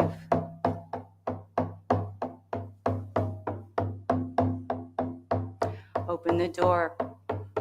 And And inside this room that was kind of dark is now lit. There's toys, there's happiness. You feel that joy. You've actually changed something. You made a difference in this little one's life.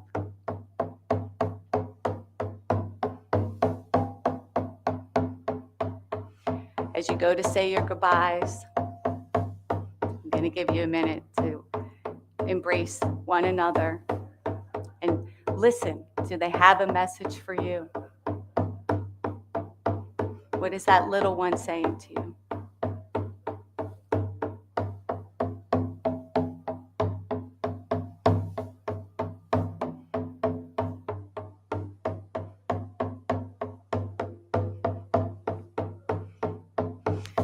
Now, as you are getting ready to leave and say your goodbyes, I want you to hug that little one more time, so tight, show the love. I want you to place your hands on your heart, bring that person, that little one into your heart space. Show them it's okay. You belong. You're worthy. You are loved. You're good enough. You are supported. You are not abandoned.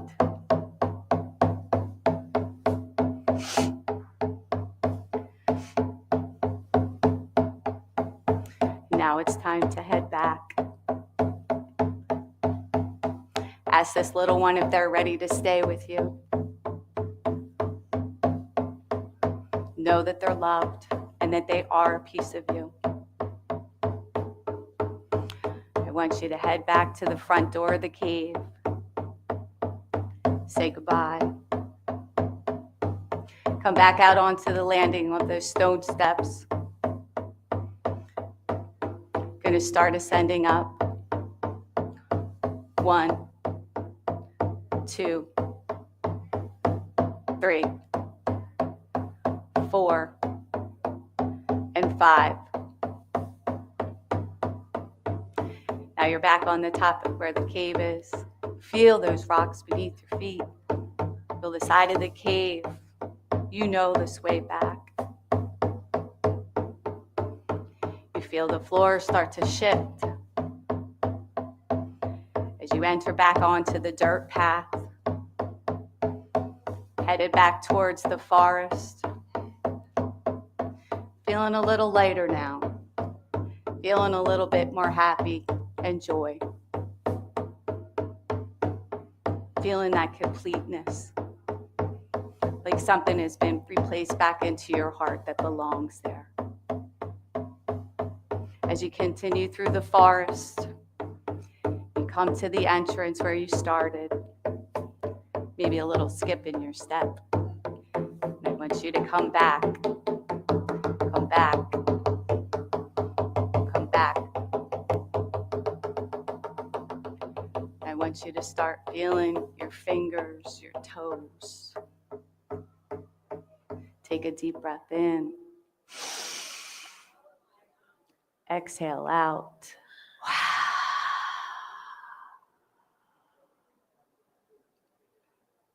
All right. You can open your eyes when you're ready.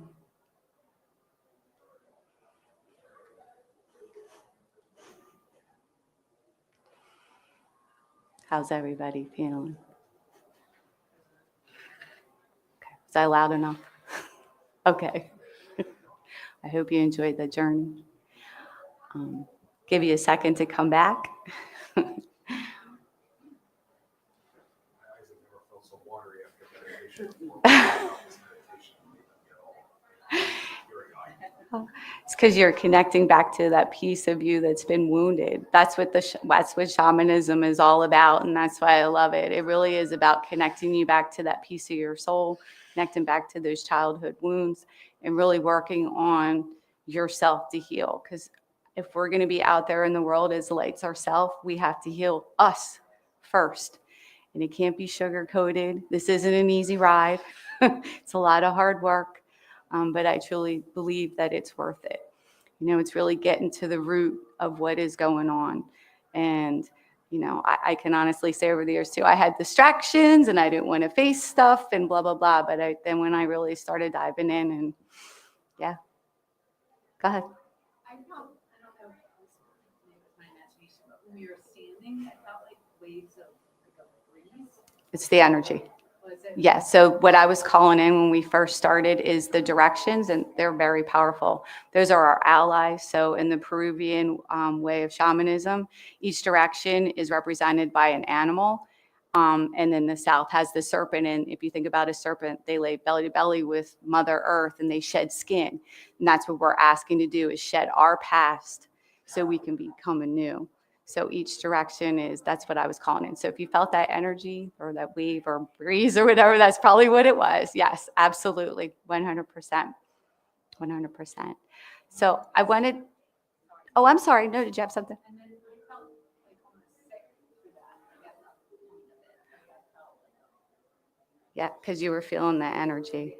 The energy. Yeah, absolutely. So, and I want you to just acknowledge yourselves for showing up today as well, and each other. I mean, because I guarantee everybody has some kind of similar trauma or story that's in this room right now, because that's the way spirit works. So I would like to take another round around the room. And if you just want to give one word of how you feel, that would be greatly appreciated. Complete. Okay. Joy. Joy. Mystified. Mystified. Oh, I like that. Fulfilled. Okay. Curious. All right. Later. Perfect.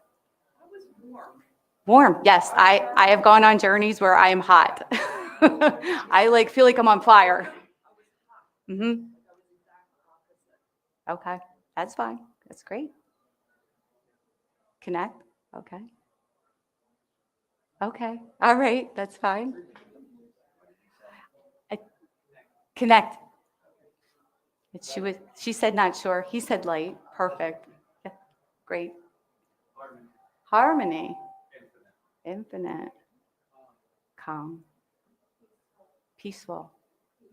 Peaceful. Content. Okay. All right. Did anybody have any questions? And then we'll close out directions. Do I have enough time? I got time. Okay. Yes. I've done a lot of that child work and woundedness, and I just got tired, and I actually said to my child in the cave, I started just killing her. Okay. I wanted her out of the picture now. She'd been through enough. Okay. And so, but then in the next room, we were back on the teeter-totter and the seesaw, and playing with the sand and the buckets, you know? I love that. Yeah. Okay. So yeah, this is also not just the integration piece, but also if you needed to release something about that childhood that you don't want to hold on to any longer. You know, it goes both ways. And that's what I love about the shamanic work. It really does go both ways. I can say, okay, I want to release this. I don't want this anymore, but I do want to integrate X, Y, Z, whatever it was that felt good for me. And do you do future self, drumming into the future self? I mostly work with the past, I like the future. How am I gonna be? I feel like you have to work on now before you get to the future. Although shamanism does work both ways, where you're doing 7 generations back and 7 generations forward. So whatever you're healing and working on now, that does come into play. So can we just close out directions real quick? Okay.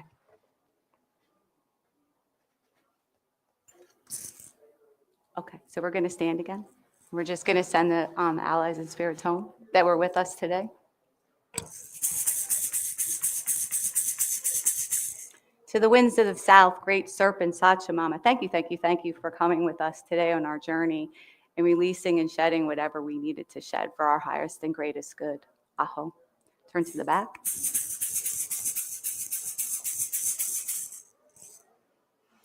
To the winds of the west, Mother Jaguar, Atarango, thank you for being that fearless, luminous warrior and being with us today to help us face some of those fears. Aho.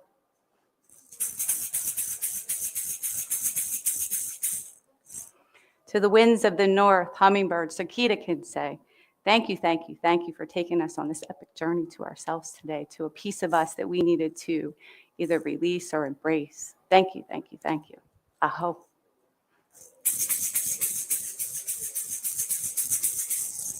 To the winds of the east, great eagle, condor, Abuchin. Thank you, thank you, thank you for showing us with eagle vision today, protecting us under your wing, as always. Aho. One last time down to Pachamama. Pachamama, thank you, thank you, thank you for always supporting us, for allowing us on your back. You really take in a lot. Thank you for always showing us love and compassion. And we have all gathered here today of all of our relations, the two-legged, the four-legged, the fin, the fur, the creepy crawlers, and the winged ones. Thank you, thank you, thank you. Aho. Last but not least, Inti Taitai Mama Kia, the star nations, God, the universe creator. Thank you, thank you, thank you for always watching over us, teaching us to sing the song of life and peace and joy. Aho. Thank you very much. I hope you enjoyed today. Thank you. Thank you.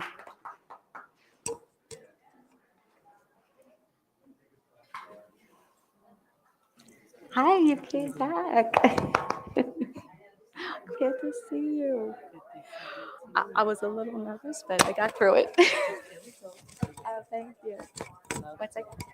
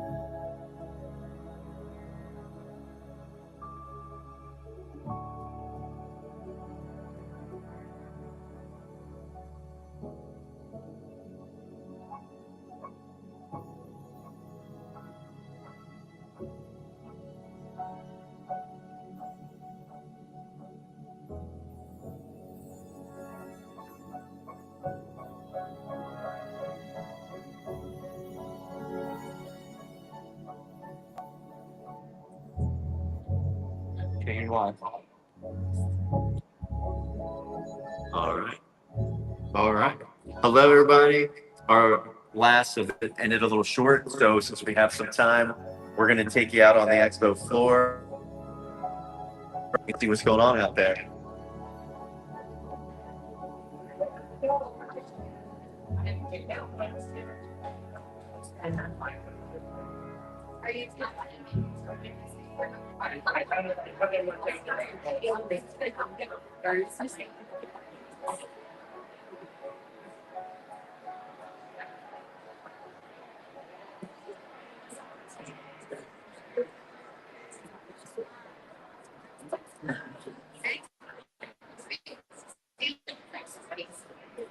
I'm sorry.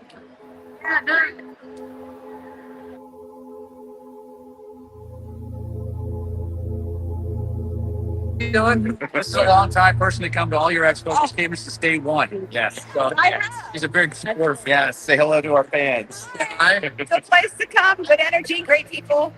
Yeah. Nice. All right. So deliciously lemony. These drinks are amazing. They're wonderful. Eric, say hello. Yes.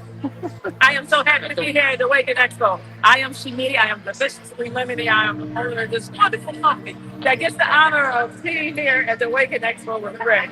Listen, I have so much fun. I am shutting my phone off because it's making a lot of noise. But follow me, deliciously lemony, on all platforms. Come get your drinks, hire me, follow me, find me, and come have fun. Because wherever I'm at, I bring the fun. Hello, love. How are you? Yep. That's more on that's it. All right. Hello, Dia, one of our longtime vendors. Wonderful stuff.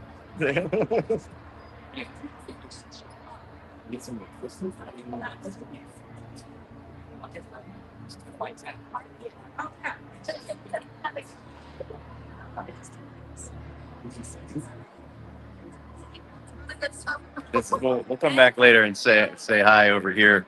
Healthy DNA candy. I'm hearing amazing things about it. Works on a frequency level. Works to shift you. There's different candy for each one of your chakras, and it helps you with different levels. Helping with brain fog or speaking or opening your heart. All good stuff.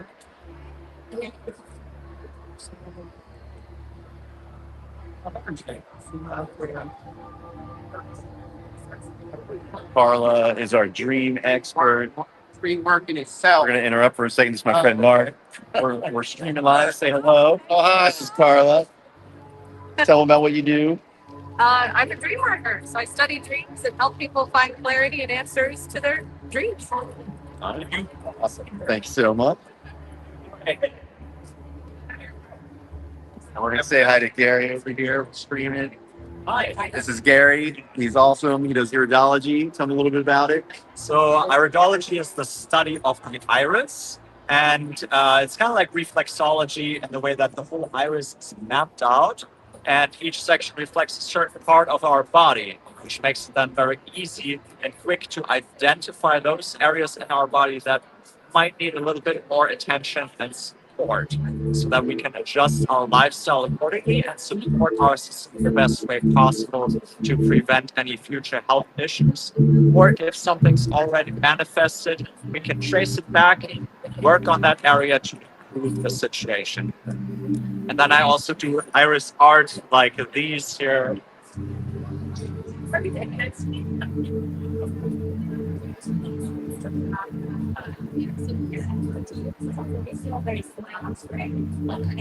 Thank you. All right. Thank you. Thanks so much, Gary. All right. Let's keep coming on. Do you want to say hello to our live stream? Okay. What do you have? We have 100% natural skincare, so there's no chemicals, artificial fragrances, or preservatives. Everything's small batch handmade. We do also have our herbal teas. Most of them are grown, the herbs are grown from ourselves in our garden. They're all designed for a purpose. We do also have coconut apricot waxwood candles, and we also have hard diffusers.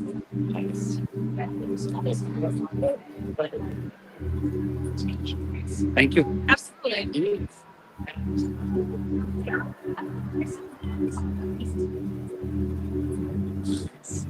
All right, let's go here. So if you like crystals, this is the place to be.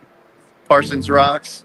She has this amazing assortment, all shapes, all sizes, really wonderful stuff. You want to say hello to our people? I'm the rock nerd in the house. A resident rock star. Check out all the different assortments. Here, show them what we got.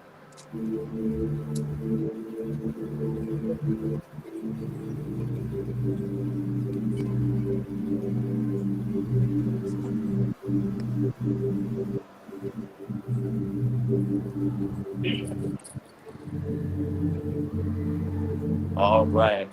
This is John. We're streaming. Awesome. You saw him earlier if you were watching. He did his talk. Awesome talk. This guy's Thank you so much. amazing. Yeah, thank you so much. Yeah. Yeah.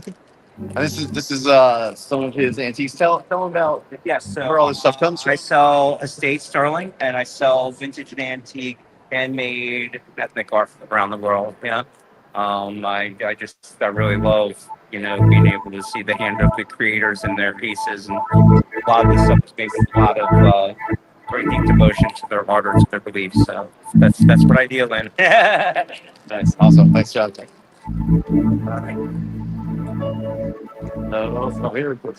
This is one of our new vendors.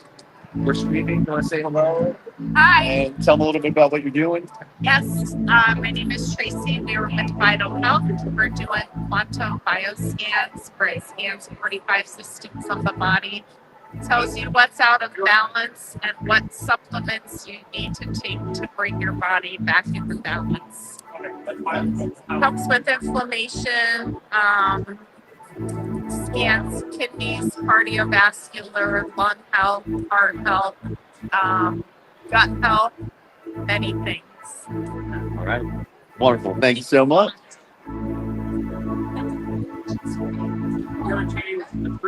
Every 3 months. Oh, here's Lisa. We're streaming. Want to say hello? Introduce yourself. I'm Lisa Kostick. I'm the owner of the Pink Lotus Spiritual Wellness Center. We're based in Allentown, but a lot of my readings and classes are through Zoom. So you can contact me if you would like a reading or if you're interested in taking any of our courses that I offer. All right. Thank you. She has all this beautiful stuff.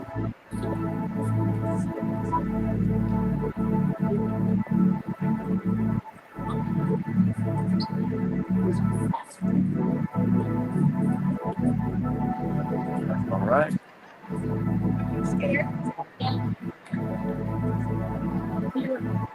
This is so she's busy right now, but this was a new vendor that we had. She jumped in the last minute. She just happened to be in the area, and she does these animal totem portraits. They're amazing. She also did the deck. Actually, here, come with me. Don't mind, I'm going to pick a card for our online audience. So we're going to pick a card for everyone watching. This deck was made by her. They're all her original paintings. Want to say hello? Would you like to be in the video? Nice. Coyote. Oh, chaos, are you? It's for them. It's their card. Understanding all is sacred. Nothing is sacred. Chaos, magic, and playfulness. Nothing and everything. Message of the Coyote. Little people. All right. Well, You're fine. You're good. You're good. hey, we're streaming live. You want to say hello? Yeah.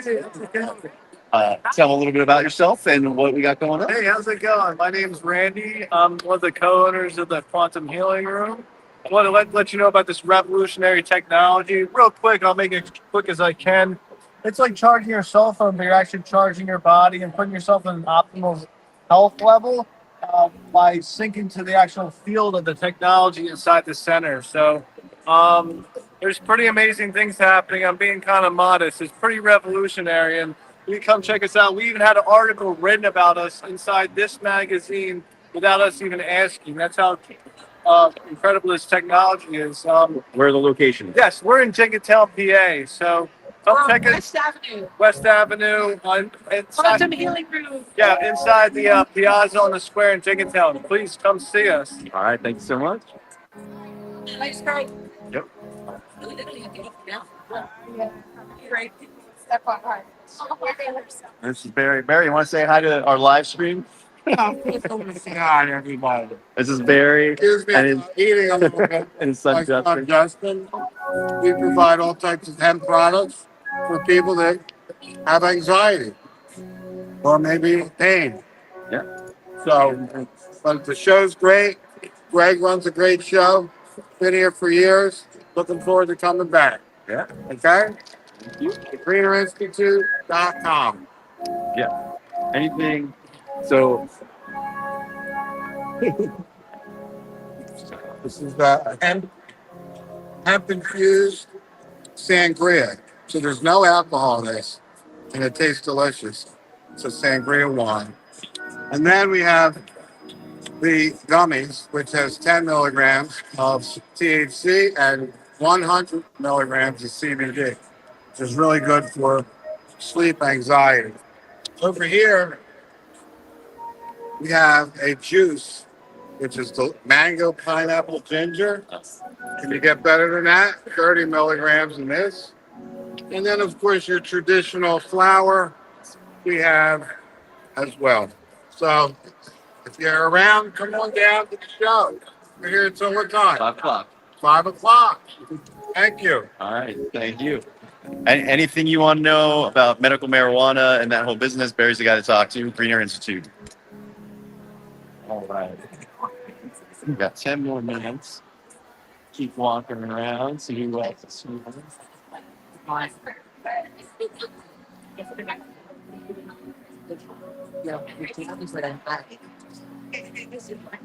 It's the Hedge Empress. That'll show him a little bit. She does a lot of her own handmade jewelry. Arnita, you want to say hi to our stream?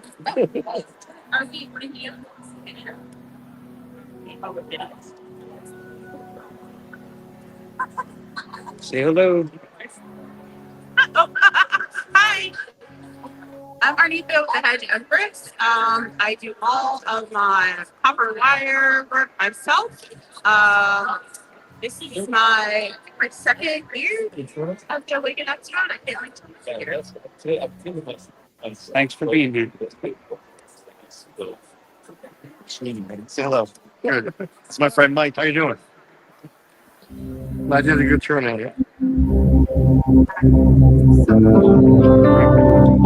So we're streaming if you want to say hello. So some new vendors, amazing stuff. You want to tell them a little bit about your stuff and what you got? Hi, I wire wrap all of these stones down here. I go to different local gem shows and I source all the pieces and then I wire them all up independence just for you. Thank you. Along with all the awesome tie-dye shirts. All right. And then over here we have Pranic Healing. Allison is actually just about to speak next, so you're going to meet her. She runs Pranic Healing Bucks County. They're amazing. There's a lot of different healing modalities out there. Pranic Healing is really amazing modality, good for healing a lot of different things. They have protocols specifically for different types of things you want to address. And again, Allison's going to be speaking next, so you'll learn a little bit more about it.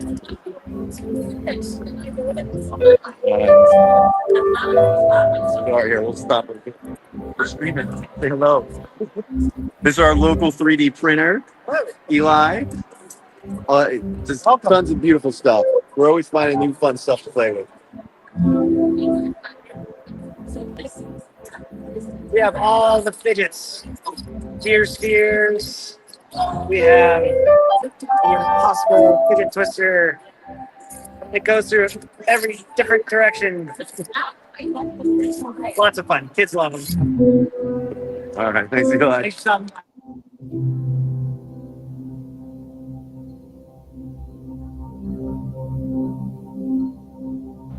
Oh, there we go. Oh, sorry. All right, we'll head back to class. Oh, say hello. You want to say hello to our company? Hi. All right, so real quick, this is Elizabeth from Karma Cafe. Coffee Karma Cafe. Yeah. Tell them a little bit about. So I sell organic leafy mushroom coffee, tea, and hot chocolate, hot and cold. I'm located in Hunt Valley, Maryland, and I will be back here March 21st, 22nd for the next event. It's high in antioxidants. It's about a 4,000-year-old medicinal herb. It changes what would ordinarily be a more acidic-based beverage to a more alkaline-based beverage. So it's very soothing to your body. So come join us. All right. Thanks so much. All right. Let's head back. Thank you.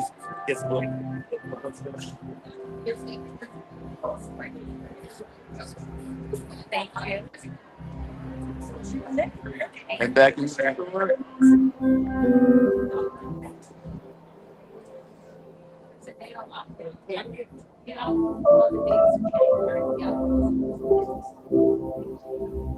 And we'll get ready for Allison to come on.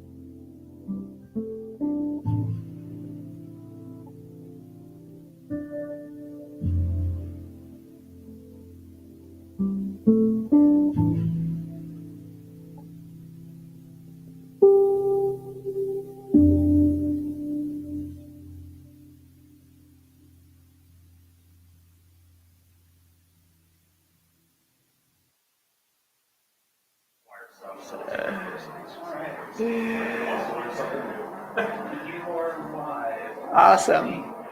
Thank you so much. Thank you so much. And thank you all for coming.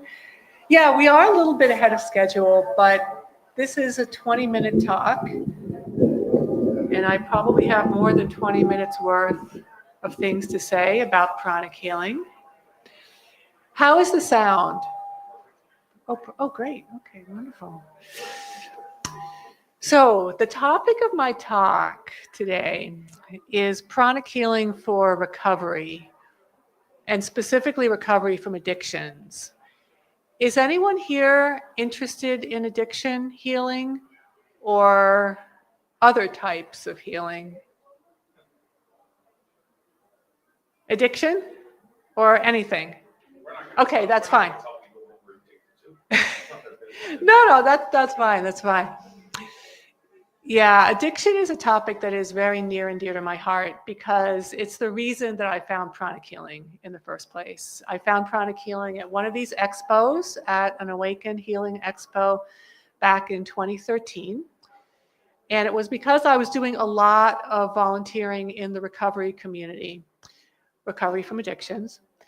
And things just were not working. All the conventional therapies were not working. Conventional meaning rehab and different drugs, Vivitrol, methadone, et cetera, et cetera. So I came to a healing expo that Greg Campisi had organized, and there were a lot of speakers, just like there is today. There were a lot of vendors, a lot of people practicing different healing modalities. And I stayed the whole day. I listened to everybody. I had sessions myself. And the pranic healing speaker said, oh yeah, pranic healing can help anything. It can help your body heal faster and easier from anything, including addiction. And I thought, wow, is this possible? Is this possible? So yada, yada, yada, yada, yada. And here we are 12 years later. I spend most of my time either healing people with pranic healing or assisting other pranic healers to establish themselves, build their healing practices, teaching pranic healing. I'm one of 4 licensed pranic healing instructors in the state of Pennsylvania. Welcome, everybody. So you guys who just came in, who has an interest in healing addictions? Okay, well, I know at least one person, but you guys, addiction or just pranic healing in general? And that will direct this talk, by the way. I don't mind switching things up a little bit so that everybody gets information that's useful to them. And feel free to raise your hand with questions. I love questions.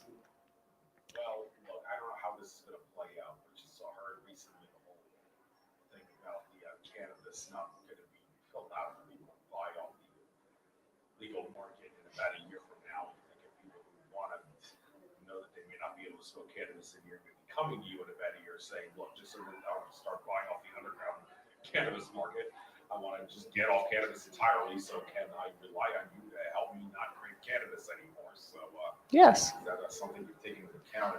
Someone yes. actually wants to because they think, oh my God, cannabis is going to be legal again. I don't want to buy off the underground market. I just want to try it entirely. Yes. Anything you can do to help those people in particular. Yes. Okay. So my organization is called Pranic Healing Bucks County. We're a 501c3, which is a nonprofit. And we're in the big white tent out in back, if you haven't dropped by already. And in the middle of October, a few weeks ago, we did an online event called Pranic Healing for Recovery. There's a website. You can look at it right now if you want, pranichealingforrecovery.com. And on that website are recordings of the 10 speakers who came in and spoke to us throughout that event about how they have used pranic healing to support clients in recovery. Some of those pranic healers are in recovery themselves. They first started having pranic healing sessions, and they learned pranic healing, became healers themselves. Some of the speakers are pranic healers who have worked on related conditions like the trauma, the pain that often underlie or accompany addictions. Along with those 10 recordings, there are another dozen or so recordings on our YouTube channel. You can get to it from pranichealingforrecovery.com. From pranic healers who have worked on addictions. There is one wonderful video. It's a 4-minute video from a pranic healer who worked on a marijuana healing. Actually, there are several ones. There are several. But the one that I'm thinking of She began work for this one client who had been smoking marijuana, cannabis, for 15 years. And he started using it because he had a physical disability. It helped him cope. It's a significant disability. And the cannabis just helped. But he came to us, to me actually, this summer, and he said he really wants to quit. It's time. It's time. He wants to quit. So I connected him with this particular pranic healer. She happens to be a member of our community. She happens to be someone who took the basic pranic healing class from me in this very room last year. As I said, I teach pranic healing. I teach at the AWAKEN Center and in other places. And Sharmila, this pranic healer, after taking the 2-day basic class, she kept taking more classes. And she's doing a lot of healing now. I see Sharmila a few times a week. She's working on her pranic healing certification, which takes a year and is very rigorous, involves a lot of casework. So Sharmila asked me, do I know anyone who she could work on as part of her certification casework? And I said, yeah, we have this marijuana case, marijuana addiction healing. Would you like to work on that? So Sharmila, that's how Sharmila connected with this person. And in her video, Sharmila describes the healings. A couple months after the last one, things are still going great. Watch the video. Go to pranichealingforrecovery.com. Look at all of that stuff. They're great examples. They're great examples from different healers of how pranic healing has made a big difference for people with addiction issues. I mean, there's some amazing stories. And the videos are short. They're between I think 3 minutes to 15 minutes, or maybe 20 minutes. And you can hear from a number of different healers, lots of stories. So, questions so far. Is anybody interested in pranic healing for something other than addiction? Yes, what? Yes.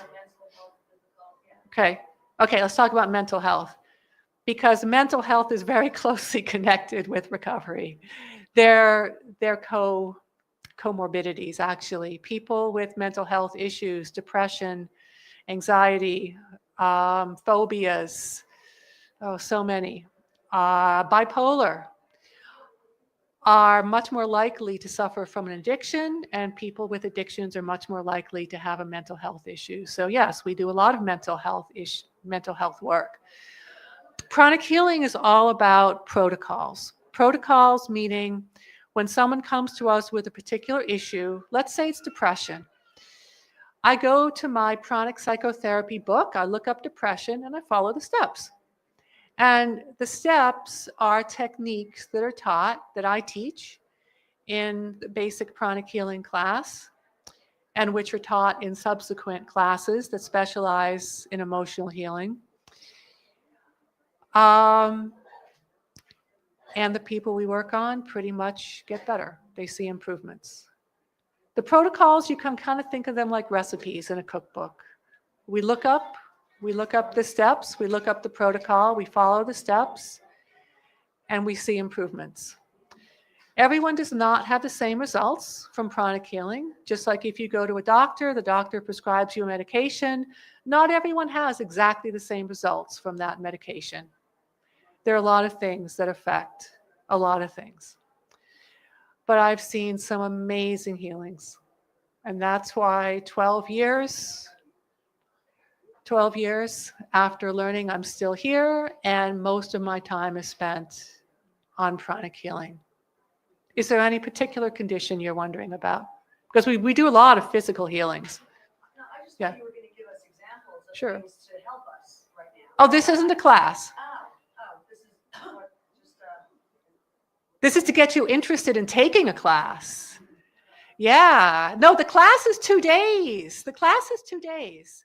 And believe me, you need all of those 2 days to learn this. I can't just say, well, do this and, you know how to heal. No, no, no. What you can do? Well, so here's what I can say. Please come by our tent and we can, no, seriously, it's free. We'll do some sample healings for you and you can feel it.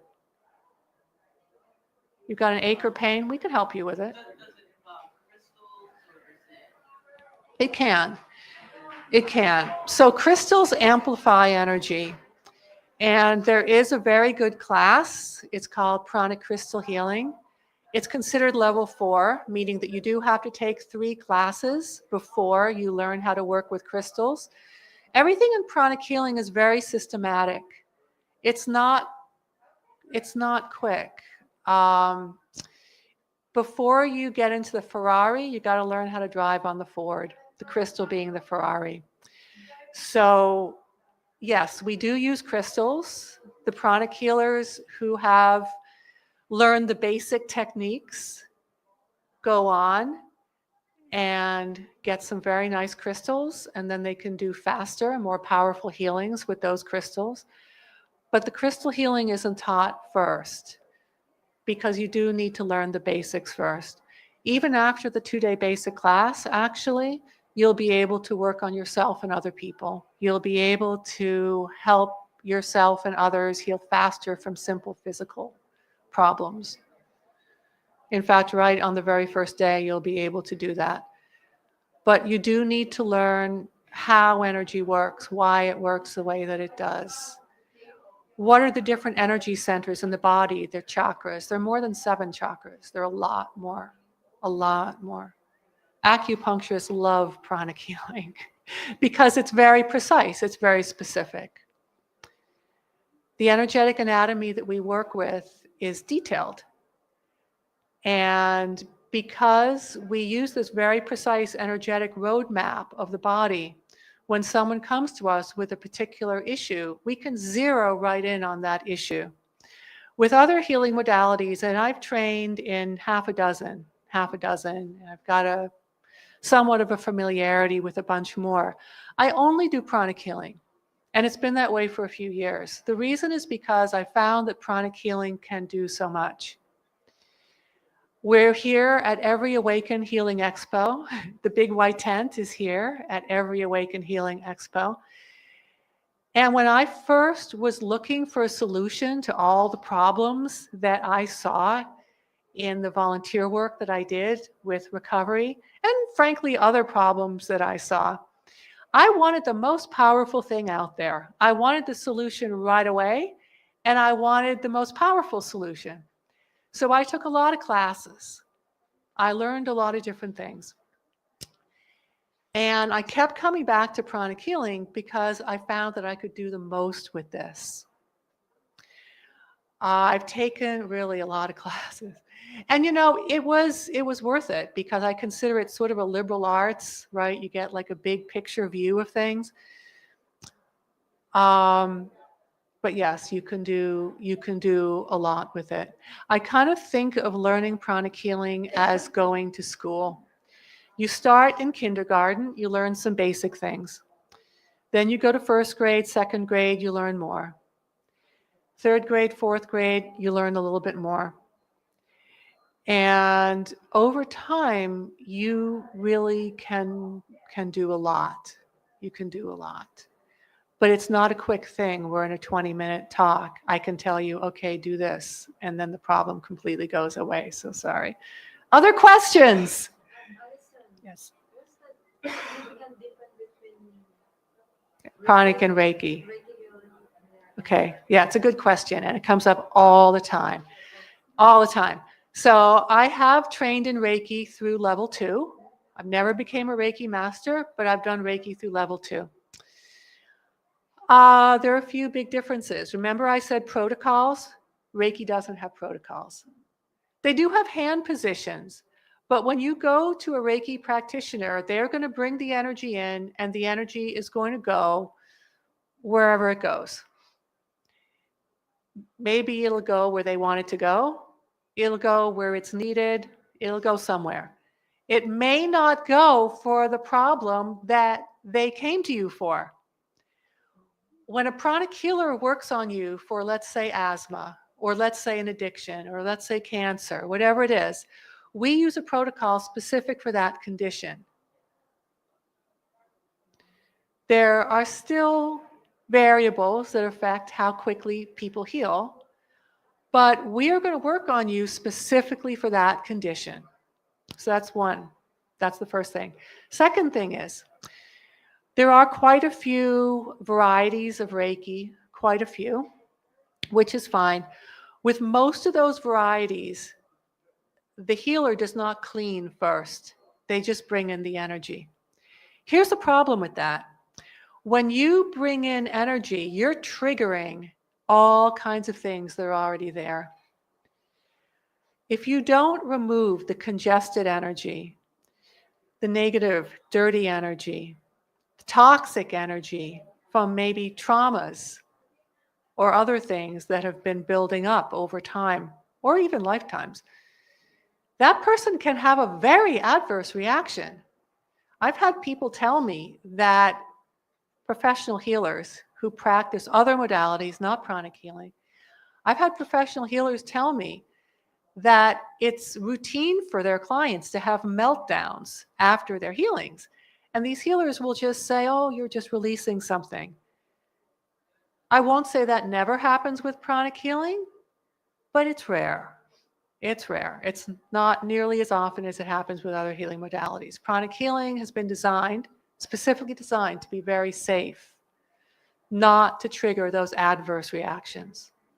So those are the two big things. One other thing that I noticed, actually, let's say it's three, because this is a pretty big one as well. And I'll preface this by saying that I do have great respect for Reiki.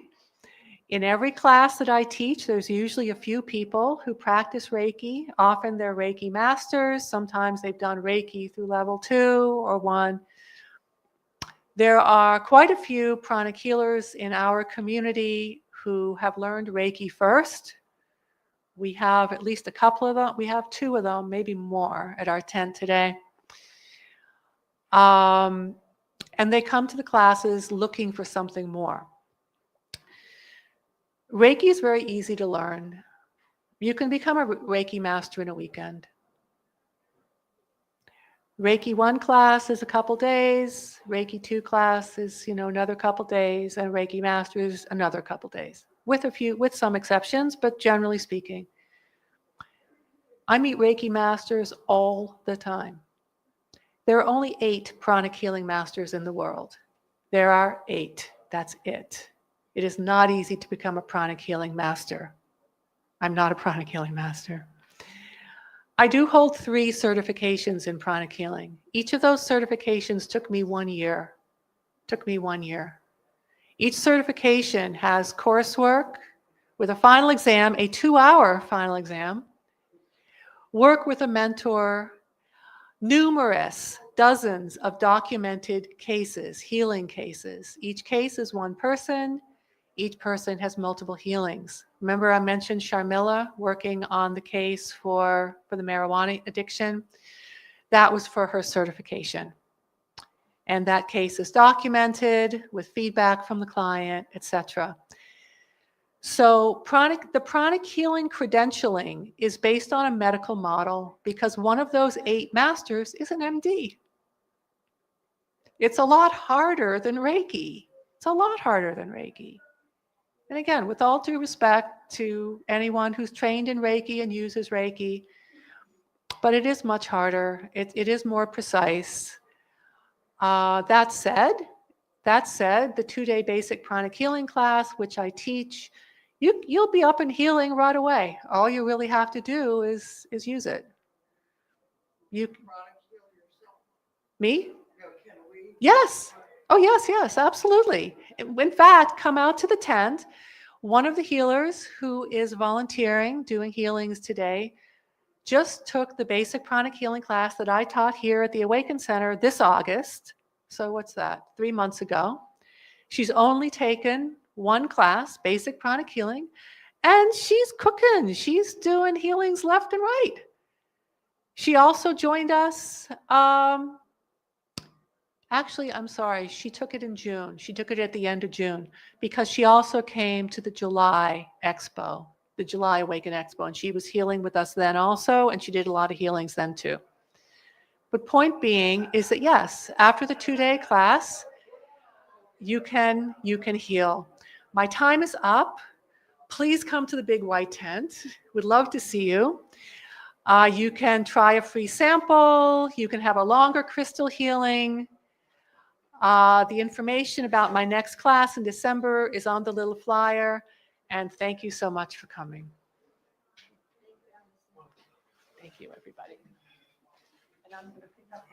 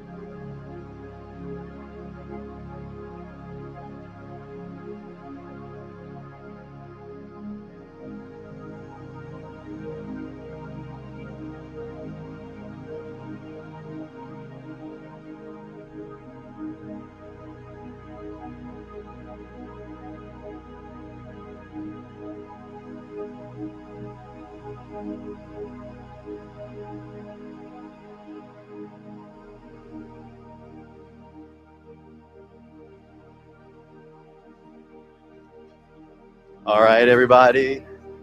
Lisa will be here in just a minute. I just want to thank everybody for being here in person, as well as thanking anyone online that's watching. This is the first time that we've streamed the expo. So any of you that are here, if you go to Awaken's YouTube channel, you can actually see the stream if you want to catch anything that you missed. And I just want to remind everybody, we are a nonprofit. A lot of what we do is free donation based. So here at the center on a regular basis, we have things going on all the time. We have free meditation every Thursday night. We have men's groups, women's groups, discussion nights, open mic nights, breath work, meditations, you name it, we have it going on. So there's donation boxes here. We appreciate any donations. You can also participate in our raffle that we have going on. We're going to call the raffle at 4 o'clock today. You don't have to be present. You can write your phone number down. We'll contact you. So that's also a great way. We also have our prize wheel going on that you can spin and get discounts, win different things.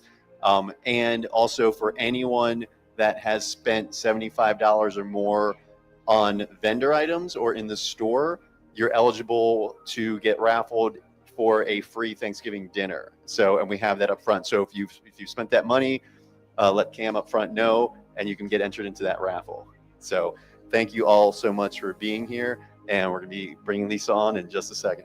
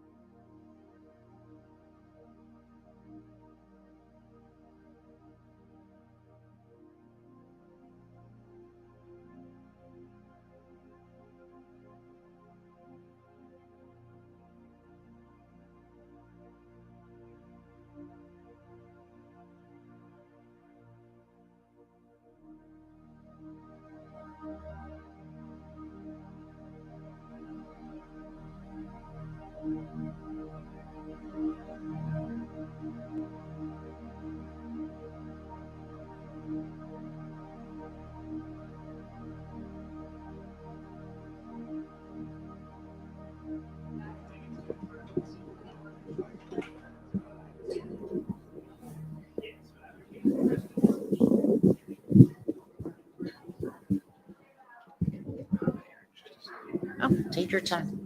No, I'm good. I was looking. Do you have trash somewhere? I've been holding this piece of trash in my hand. There's nothing weird in it. It's just paper. I didn't want you to think it was anything disgusting. Hello, everyone. How are we? Hi, how are you doing? Okay, so welcome. Thank you, everybody, for coming.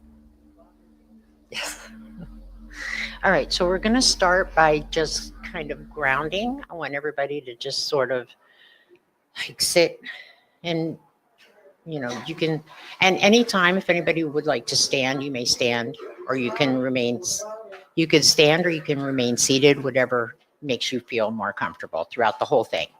Even during the tuning, some people find it much more comfortable and more effective if they're standing up, but you don't have to, okay? You also don't have to know what you're doing. Okay, because I'm just going to guide you, just follow along, and we'll take it from there. This sounds really weird to me, okay? I don't speak in microphones, so, all right, so what we're going to do is I just want you to put all of your focus, just kind of breathe into your heart chakra, like almost imagine you're looking at the world through your heart, through your chest, and just kind of sit in that space. Okay, and then from there, you're going to just step right behind your spine. Imagine your spine is in front of you. And just kind of rest in that. Excuse me. You're just going to sit right behind your spine. And in that space, that is your pranic tube. That is where you are one and that you are connected to source from above and below. And so just kind of sit in that for a second. And then as you're in there, just welcome all the parts of you, mind, body, soul, spirit, to be present in this space with you, your ego, shadow parts, all of you. And give yourself a big hug. Welcome yourself home. This is home. This is where you are home, where all of our truths lie, what we're here for, our purpose, who we are. This is that sacred space. And then I'm just going to lock you into that we're going to invite New World Mother Earth, New World Father Sun to come in, New World Mother Earth to bring up the God energy from below, and Father Sun's going to bring it from above and just kind of ground you in it. And you can just kind of squeeze your feet, tighten your calves, maybe your thighs. It kind of locks you in and grounds you into that energy.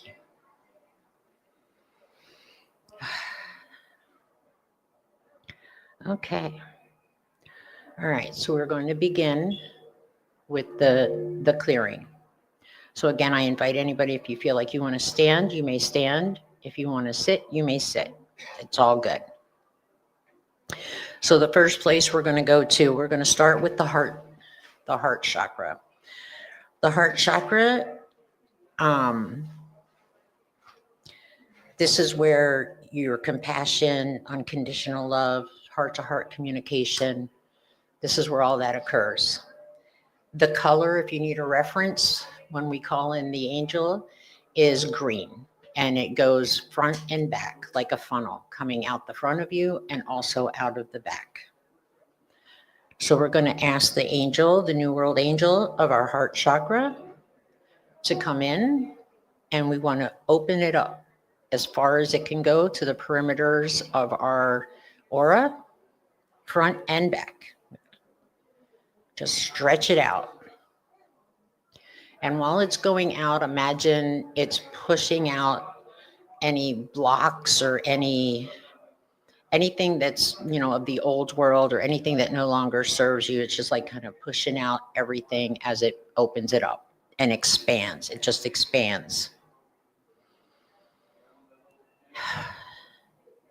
And then we're going to ask the angel of our New World Heart Chakra, we're going to ask it to come to shut the chakra down to its most personal space. And also, as it's pushing it, closing down front and back to your most personal being, to also clear things as it does that as well. We're also going to ask for any upgrades that may be available for this chakra at this time to come on in as needed. And we're going to do that one more time. We're going to ask the angel of the heart chakra to open up front and back, to expand as far out to the perimeter of your aura as it possibly can. Again, expelling anything that is no longer needed.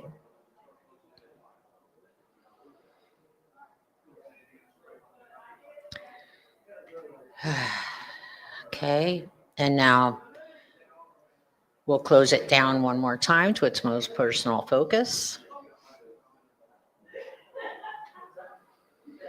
And then we're going to give thanks. We thank the angel, the New World angel of our New World heart chakra, for doing this work. And we're going to ask the New World heart chakra to be present and help with the other chakra, the other angels of the other chakras that we're going to be working with as we go along.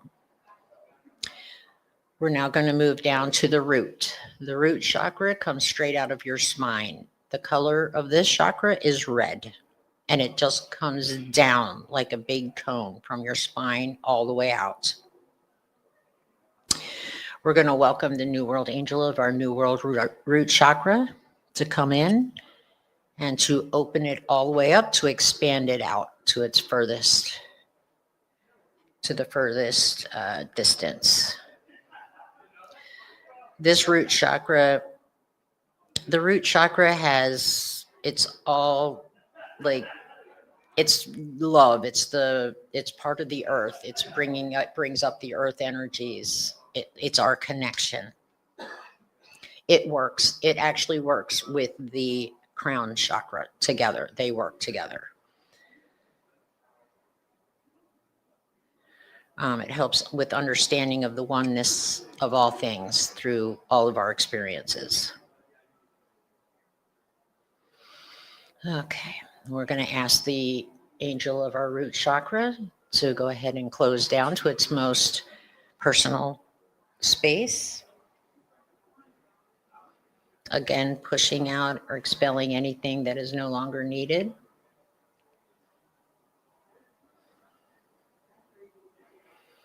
And we're going to ask for any upgrades in this specific chakra that is ready.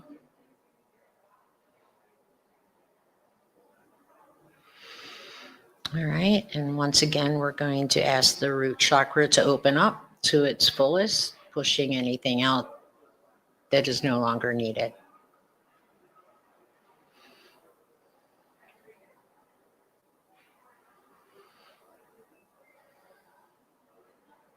And then we're going to close it down. We ask that it closes down to its optimal amount, to the closest to the oneness of us, to our closeness.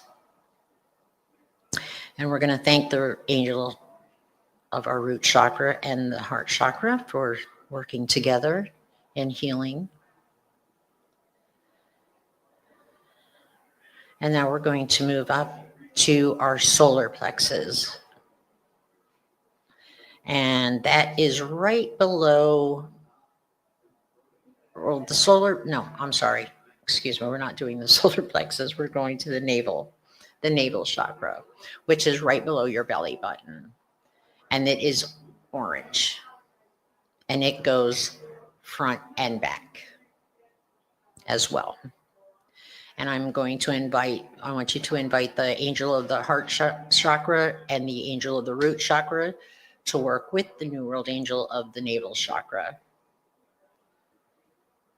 And we're going to ask the angel of the New World navel chakra to open up front and back to the perimeters of our aura.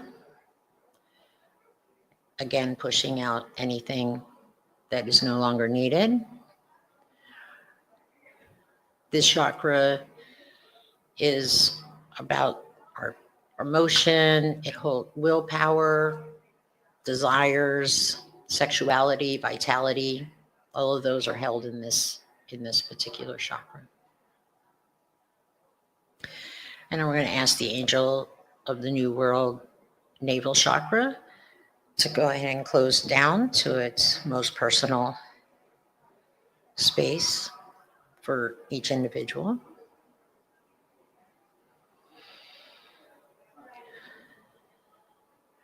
And we're going to ask the New World Chakra, New World Navel Chakra to go ahead and open up again, expanding to its furthest perimeter of our aura.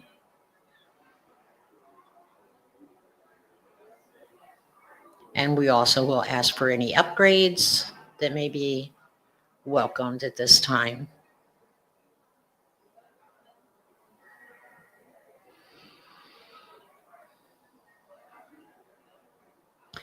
And we're going to go ahead and ask the New World Navel Chakra to go ahead to close it down to our most personal space.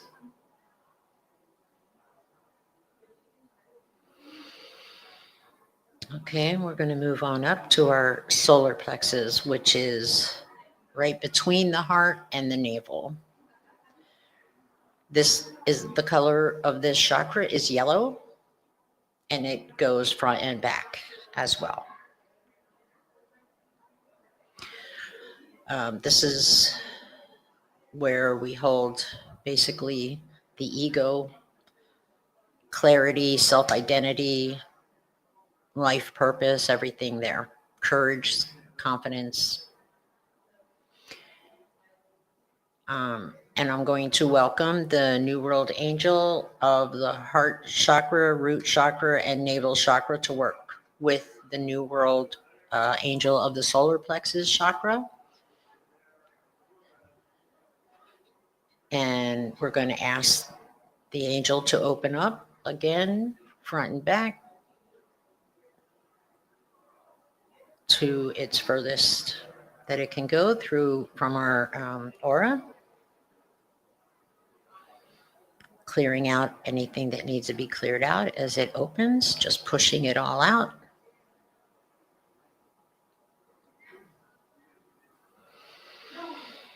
Okay, and then we're going to ask the angel of our solar plexus to go ahead and close it down to our most personal space.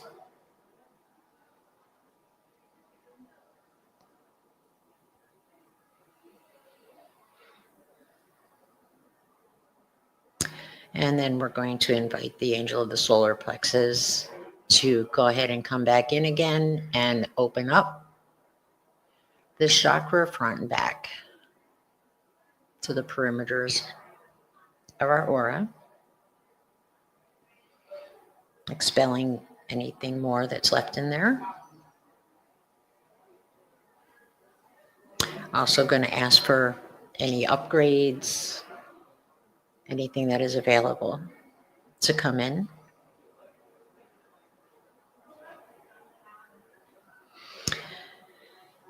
And we're going to ask the angel of the New World Solar Plexus to go ahead and close down to its optimal place, to the closest to us.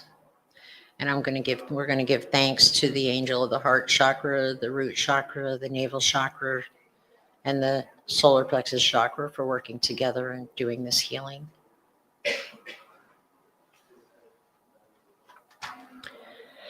Okay, now we're going to move up to the throat chakra. The throat chakra is self-explanatory. Everybody knows where that is. This is where we receive and put out information, nourishment. It's also part of being clairaudient, hearing, spiritual hearing, excuse me. Apparently mine's not working too well. We're going to ask this, and this chakra is blue. Okay, and it opens front and back. And we're going to invite the angel of the New World Throat Chakra to go ahead and open up this chakra front and back to the perimeters of your aura, expelling anything that needs to be expelled that no longer serves you or your higher purpose.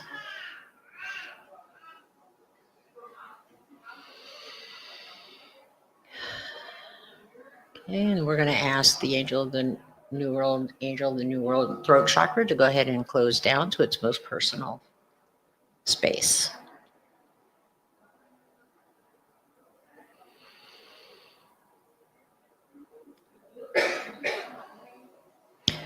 And then once again, we're going to ask that it open up front and back.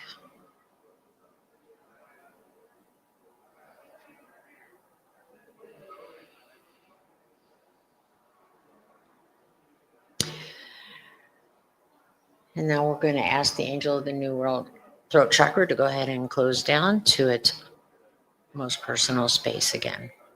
And we're going to give thanks to all the other angels of the other chakras for working with one another in this healing today.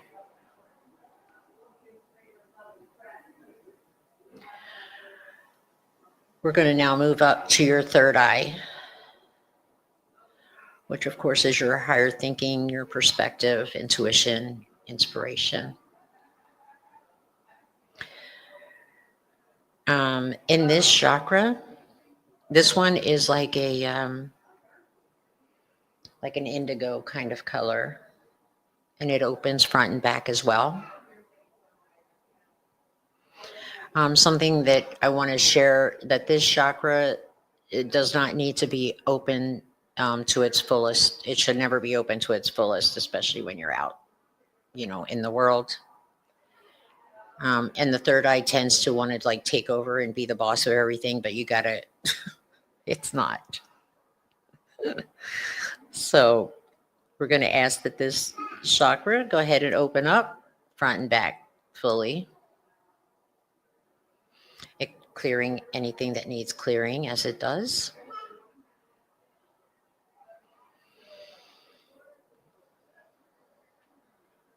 And we're now going to ask that angel to close down that chakra to its most personal space. And we're going to ask again for any upgrades that are available to go ahead and come on in.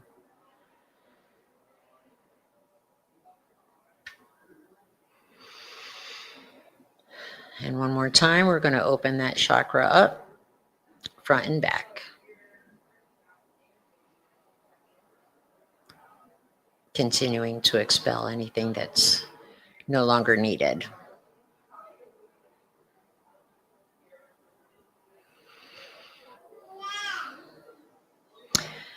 And now we invite that the third eye chakra of the New World to close down to its most personal space. And we give thanks to all the angels of all the other chakras for working together for healing this chakra as well. Now we're going to move up to our crown chakra. This is the openness we have to the divine, where we are receptive to love, support, and our beliefs in the higher power. This chakra goes straight up out of the crown and it works with the root. And it supports all the other chakras in between. The two of them, the root and the crown, they support. And this one is violet. It's like a violet color. And we're going to invite the angel, the New World angel of our crown chakra, to go ahead and open up as wide as it wants to go, healing and clearing, dispersing anything that needs healing, clearing.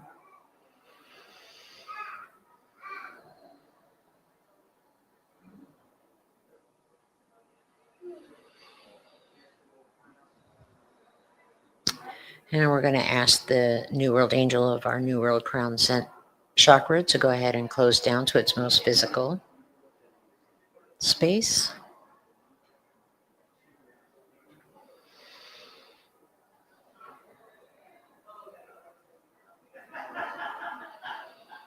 And once again, we're going to open that chakra up.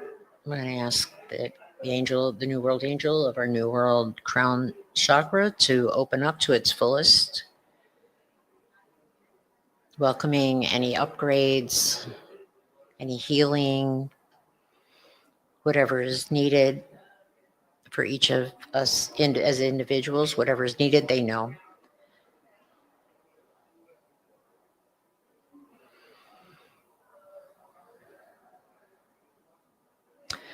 Okay, and then we're going to ask the angel of the crown chakra to go ahead and close down to its most personal space.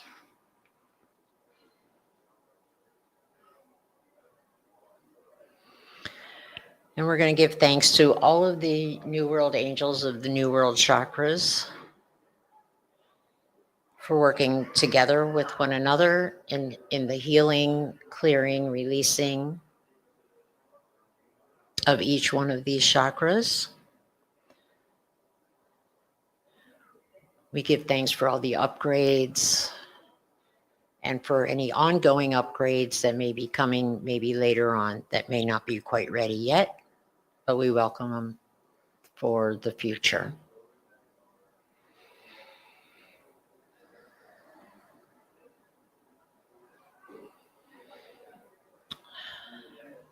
Okay.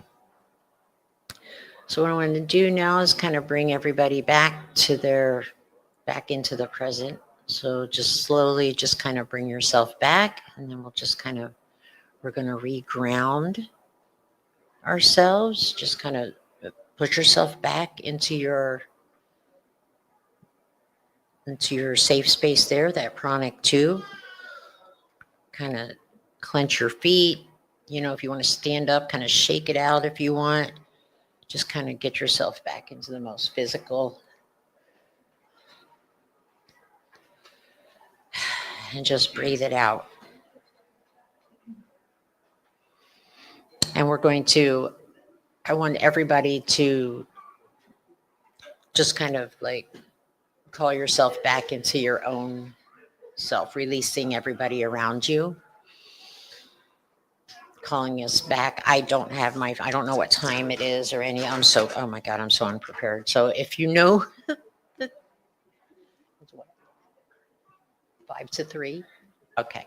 So it is 2:55, correct? And we were in Plymouth meeting. We're going to call ourselves completely and wholly back to ourselves. And we're going to release everyone in this room. And yeah, we're not done. Don't worry. Calm down. Right. Yeah, right. Where's the lighters? I wanted to waste it. Okay. So just kind of, I just want everybody to just kind of, release one another in this setting. Okay. Just call yourself back here. So now I'm going to, I hope everybody enjoyed that. I want to open up to if anybody has any questions or, okay, we have one. Correct. I think whatever is your personal preference. I've always thought it to be green, and that's what I've always known it to be, is green. Okay. If you have learned that it's pink and that works for you, because on the other side, when it comes to the spiritual realm out there, they know what you mean, right? So whatever is your own reality, what works best for you. So if you see pink in that, then you by all means do that, because the effect is the same. Okay, does that make sense? Does that kind of answer it? Because the effect was still, it's like when I teach people to meditate, right? You can learn a meditation, but there's no one size fits all. It's whatever, you could take what you learn and spin it into your own way, into what you feel comfortable in doing. Okay, so, but when it comes to them on the other side, they know what your intention is the most important. Okay, I personally use the colors when I do it, especially if I'm going to do it in a setting like this where there's a lot of people. So people who don't know and they want to kind of have a visual, it's just nice to have a visual view, something to look for or, see in your mind's eye. And even if you don't see it, it doesn't matter. You're putting the intention of what you want to be done, and that's all, they take over. So does anybody else? Yes. What is understanding and knowing the chakra done for you personally? Well, they're each so individual, right? So sometimes we could get blocked. So what they do, they're energetic. It's like an energy. For you personally. Me personally, it keeps me grounded. It keeps me more open to new experiences. It keeps me more focused, less out of my head and more in my heart, inside. It keeps me more connected, I want to say. It's more, I feel more connected. That's what I get out of that. Okay. And sometimes, like, I know if I'm out of whack, like if I'm feeling like extra, emotional or extra, like if I'm really like, say, beating myself up, I know like I have to go to my ego. If I don't have my glasses on. Okay. All right. Thank you. I know I have to, there's something happening in my solar plexus, right? So I know that that's a chakra that I could put my focus of attention on and maybe clearing out. I might have picked something up because, we pick up other people's energies all the time. You can, I'm sure everybody in this room has had the experience of like, you leave your house, you're feeling really good and happy and all's well. And you go to the store and you come out of the store and you're like, I feel like crap. And I don't know what just happened to me. Probably somebody just slimed you. That's what I call it. You got slimed by somebody else's crap. They decide to share. And it's like sharing is not caring. You could have kept that to yourself. So then you have to, try to clear all.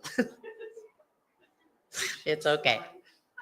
But it's true, right? It's just like, you just got, oh man, that's just nasty. Right? I got enough of my own problems. I don't need yours on top of it, So that's the best way to do that. So I just follow it goes by how you're feeling, and then you can, decide what chakra that's connected to, whatever the emotion is, and then you just work on the clearing of that specific, and then it just helps. It heals it. It really, and it kind of puts you right back into a clearer focus. Does anybody else have any questions? Yes. Yes. Yes. So we currently have left the old world behind, which old world was old world beliefs, old world systems, a lot of judgment, a lot of conditional love, hatred, horror, all those things are of the old world. The new world is of light. The new world is now in place. What you are experiencing in this time is the old world knows their time is up.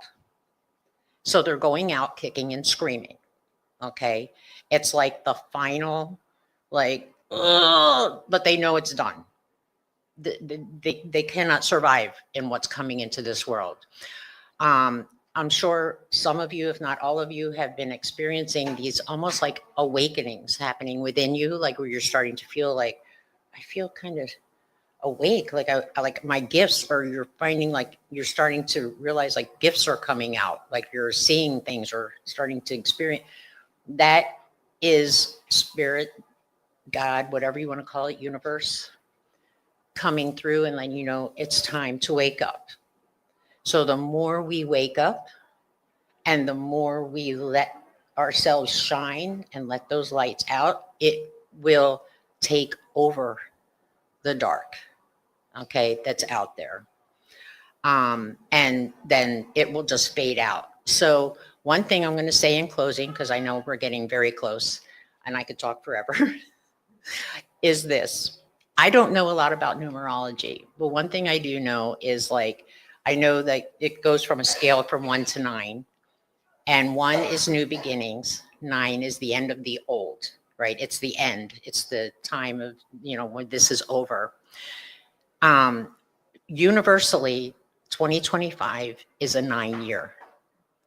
This is the year for us to, and if anybody needs to at this point, before the year is over, this is a good time for everybody to close up those loose ends, tie up loose ends, clear things out, get your stuff organized, start putting on your big brave pants and shirts and whatever, and get those lights out there, right?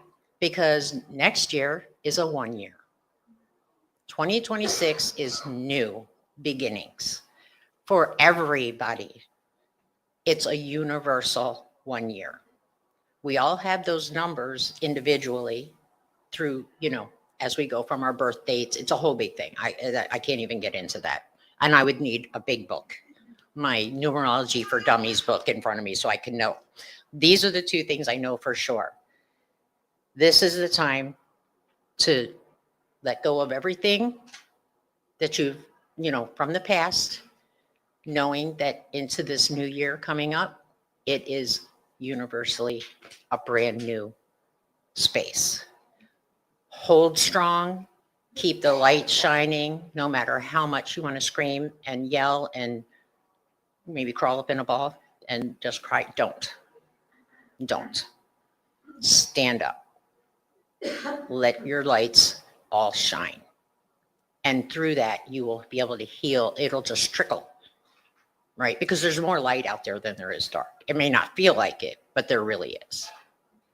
And some of the ones who thought they were dark are starting to realize this doesn't feel good anymore.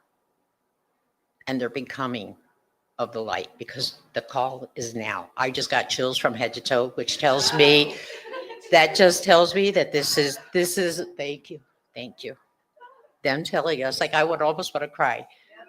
Stay strong, everybody. Let it go.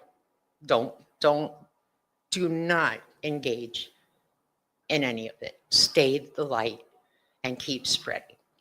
Okay? Yay. Thank you all so very much. Oh, you're so welcome. Thank you. And just keep shining.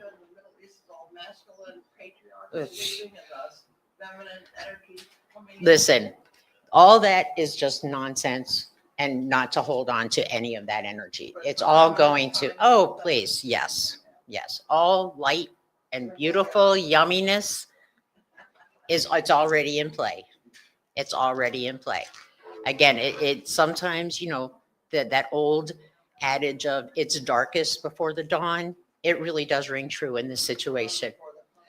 The storm before the calm, that's another good one. Absolutely. Or whatever it is. Yeah, listen, don't try to, I'm confused enough as it is. So I love you all. Thank you so much for coming. I appreciate you all so much.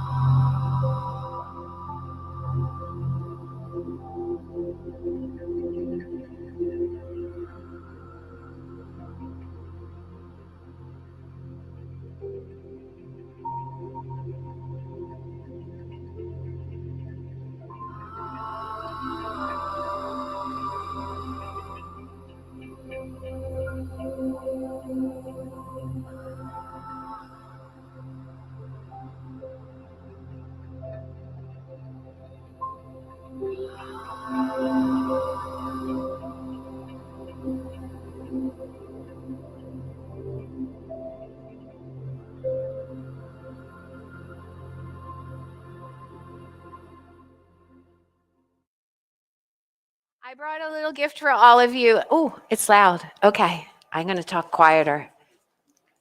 Let's see how we do with this. Is that okay? Can you hear me? Okay, how's everybody else with this level? Do I sound, you hear me in the back and I don't sound too bad? Okay.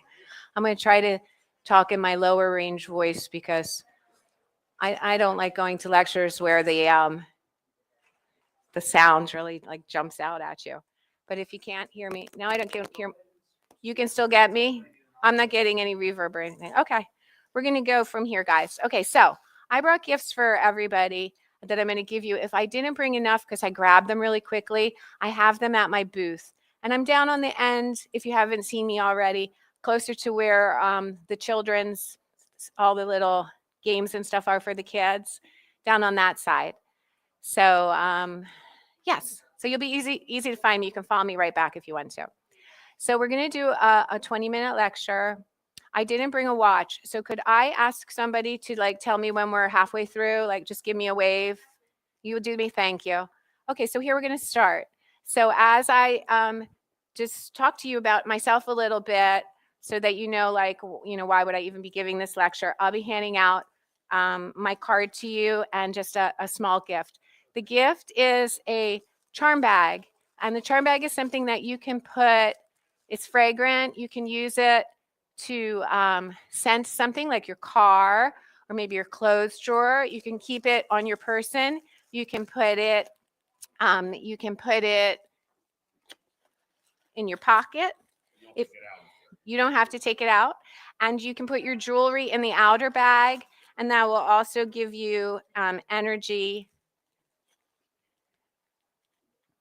to infuse on your gemstones. Okay, now I'm a little short, guys, but I promise you I have plenty back at my booth. So everybody in the back row, you're going to get one. Okay, so now who am I? My company's name is Ellen Carey Mystic. I'm a woman who, I promise you back row, just follow me back. I'll give you some more. I'm going to give you my cards now.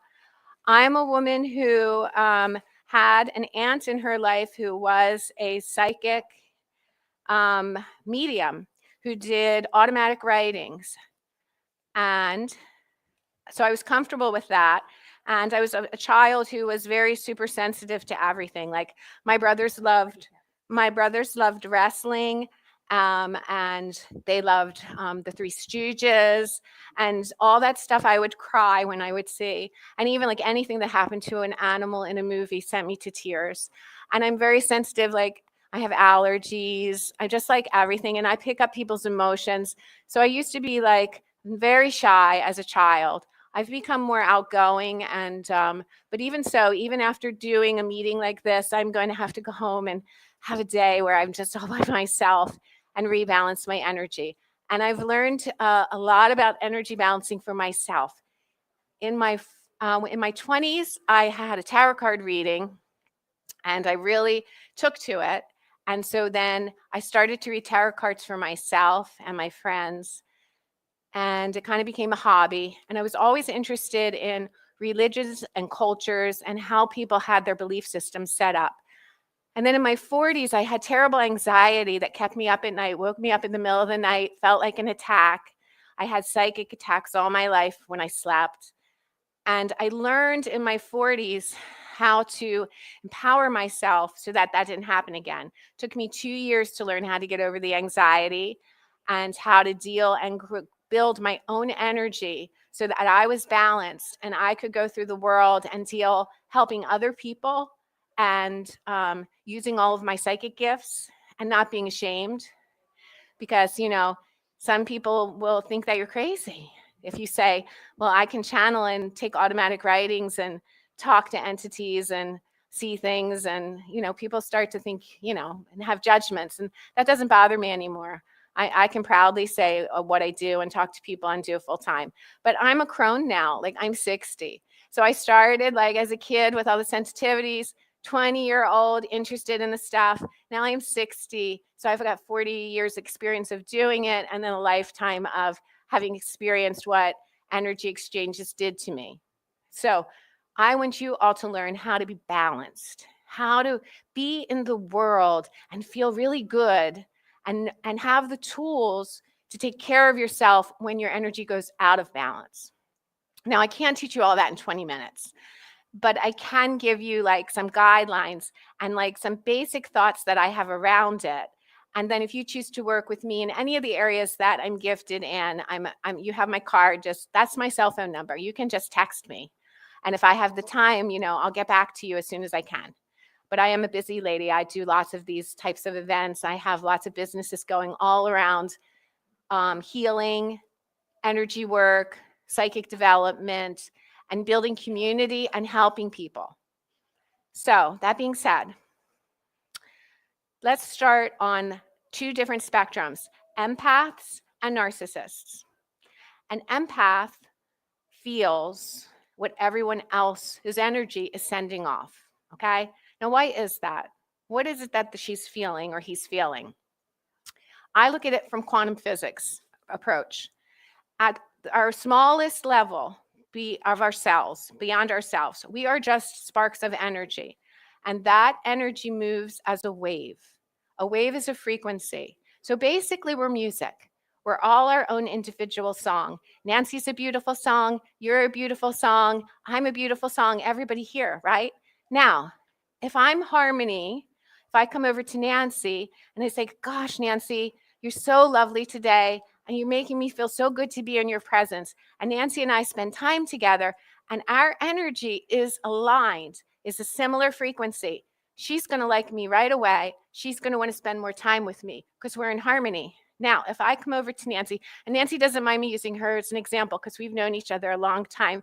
And she's doing this, right? Because if I come over and my energy's too much, or it's not aligned with hers, or for whatever reason, she might I had a woman today come up to me. I started to walk over to her. She started to back up. Every step I took forward, she took a step back. We were not in alignment. I understood. I gave her my space while I explained to her who I was. She didn't come back. That's okay. Everybody's energy doesn't align. We're all a particular song. When we create community, we create harmony. But what happens to the empath? The empath feels what the other person is feeling. They take on all of the energy around them. It affects them emotionally. It's painful. If they don't learn how to deal with being an empath, how to create boundaries, how to balance themselves later, they have a very hard life. An empath is someone who would like to put on a hoodie and dark glasses, and if they're in like a busy place like a mall, just walk through like this. Just stay away from me. But when they do that, they become like a ping pong ball, and they get bounced off of everybody's energy. What the empath needs to learn is how to make their own energy source bigger. Qigong would be great for them. Eastern style Reiki would be great for them. There's lots of ways that they can learn about energy and how to pull in Qi, life force energy, sky Qi, earth Qi. From Qigong came all the martial arts, Chinese medicine, and a lot of spiritual beliefs from China. Qigong is the beginning of Reiki. It's just a really wonderful way to learn about energy. But there's other modalities that do that as well. But the empath needs to build up their own energy and be strong and have strong boundaries so that when they walk through the mall, everybody's energy bounces off them. Okay? Now we go to the other end of the spectrum, the narcissist. Now, narcissists, there's a whole clinical thing with that where it's a medical thing. But there are people who have narcissistic tendencies. Okay, so they may not be diagnosed as a narcissist, but we've all run into these type of people. There are people that it's all about them, that they need to be emotionally fulfilled. They've been called energy vampires. They need everything and they need more, and they're never filled. And they can be manipulative. They can be nice, but then all of a sudden you feel trapped and they're draining to you. So while narcissists, again, need energy balancing. Now, if it's a medical piece, that's a different story, and that needs I'm not a medical doctor of any sort, and I'm not a psychic medical person. They need treatment, right, of how to be helped. But people, even with narcissistic tendencies, again, they need energy balance. They need to learn boundaries and how to interact with people. And if they don't have an ability to be empathetic, where the empath has all that ability. And the rest of us all fall somewhere in the middle, of one or the other. So my way of looking at it, besides the quantum physics piece, is I also like to talk about sympathy, empathy, and compassion. And it's a really easy way to start to shift belief systems that we've been taught that help us to deal with each other in an energetic way. So when we talk about sympathy, think about it this way. Sadly, someone had someone pass away in their family, and now we're going to the funeral, and we feel sorry, and we send sympathy cards, and we bring food, and we feel sympathy for them, and we put ourselves above them because we fear death and we fear old age, because in our culture we haven't been taught how to deal with death or how to, revere the elderly. So we kind of are like, okay, here's your pot roast. See you when you're feeling better. And maybe if we're a little bit more compassionate, we might check in on them a week or two later or a month or two later. But that's pretty much, some cultures within our culture here in the United States and Western cultures take the mourning process a little longer, but a lot of it's like wham, bam, thank you. You're sort of on your own and hopefully your family's taking care of you. So sympathy, you're above and they're below. That's not an equal energy exchange, and it's not healthy for either one of you. Then we have empathy, and we're all told to be more empathetic. If only the world was more empathetic. No. You don't need to be empathetic. Trust me, I've been there. When you're being empathy, now your energy goes down and the other people's energy goes up because you're taking on their burdens. You're feeling their pain. You're crying with you. Do you know how many people come and get a reading from me and leave in tears because we've uncovered like that sensitive part that they want to share? I didn't bring a box of tissues yesterday. I felt like an idiot. Today I had it ready, right? Because, if I took all of that pain and all of that struggle home with me, do you know how unwell I would be? It's not that I don't care, but I cannot be empathetic. I have to be compassionate. And that's what you have to be going through in the world to stay in balance. Compassion is the answer, not sympathy, not empathy. So what's compassion look like? Compassion is when you are balanced, when you've worked on yourself, when you sit in a space of emotional, spiritual, physical balance. You've slept enough. You've eaten the foods that work for you. You've done the emotional shadow work. You've, claimed your power. You look at the things that you used to be ashamed of and you wear them as a badge of honor. You're centered. You have tools and things that you do. Are we 2 minutes through? Halfway through? Halfway. Oh, good. Oh, I got to come up with 10 minutes more. Wait a minute. So that is for the compassion piece. What you're doing is once you're centered, then you're facing people and you're a light. You shine balance. You're there for them. You're a shoulder to cry on. You can listen. You can listen and hear. You can give guidance just by your presence. You can give guidance just by listening. You don't always have to give advice. You can just be there to listen. You can give advice, but there's a separation and there's a boundary. And that, my friends, is where we start to build community, because no one's being drained and no one's above anybody else. We look at each other as spiritual energies, as human beings, as part of our community. And then we look to how can we support and help? How can we give guidance? And how can we take care of ourselves? And we always have to take care of ourselves first. There's no getting around it. We're told not to in a lot of cases. We're told that we're supposed to have certain roles, certain masks that we wear. Are we the provider? Are we the caregiver? Who are we taking care of? Are we mothers, fathers, brothers, sisters, friends, teachers? What's our roles at work? Who are we? Well, you are, again, that energetic flow of energy experiencing life. And all of you have reached what I think of is your life purpose. You've all made your life purpose. So many people come say, where's my life purpose? There's cards about life purpose, right? Your life's purpose is to be this, and your life's purpose is to be that. No. you've already fulfilled your life's purpose. Your life's purpose is to be your authentic selves and experience life. That's it. It's really easy. Now, being your authentic self part, that's the part that kind of needs a little unraveling, because then you have to like look at all the masks you wear and not get confused that you're that thing. Like if you're a lawyer for work, you're really not a lawyer. That's the mask you wear. You're a lawyer. You're that energetic flow underneath that. I'm a mom, but I'm not really a mom. I'm a wife, but I'm not really a wife. I'm a psychic, but I'm not really a psychic. I'm just this energy. And this is how I express myself. This is what my accent's like because I'm from Delco. This is what my attitude's like. I'm wearing the clothes so that you notice me, so you come get readings and I don't fade into the background. I curse. I curse when I do my readings. If some of you have come and I've cursed, it's because I get angry for you.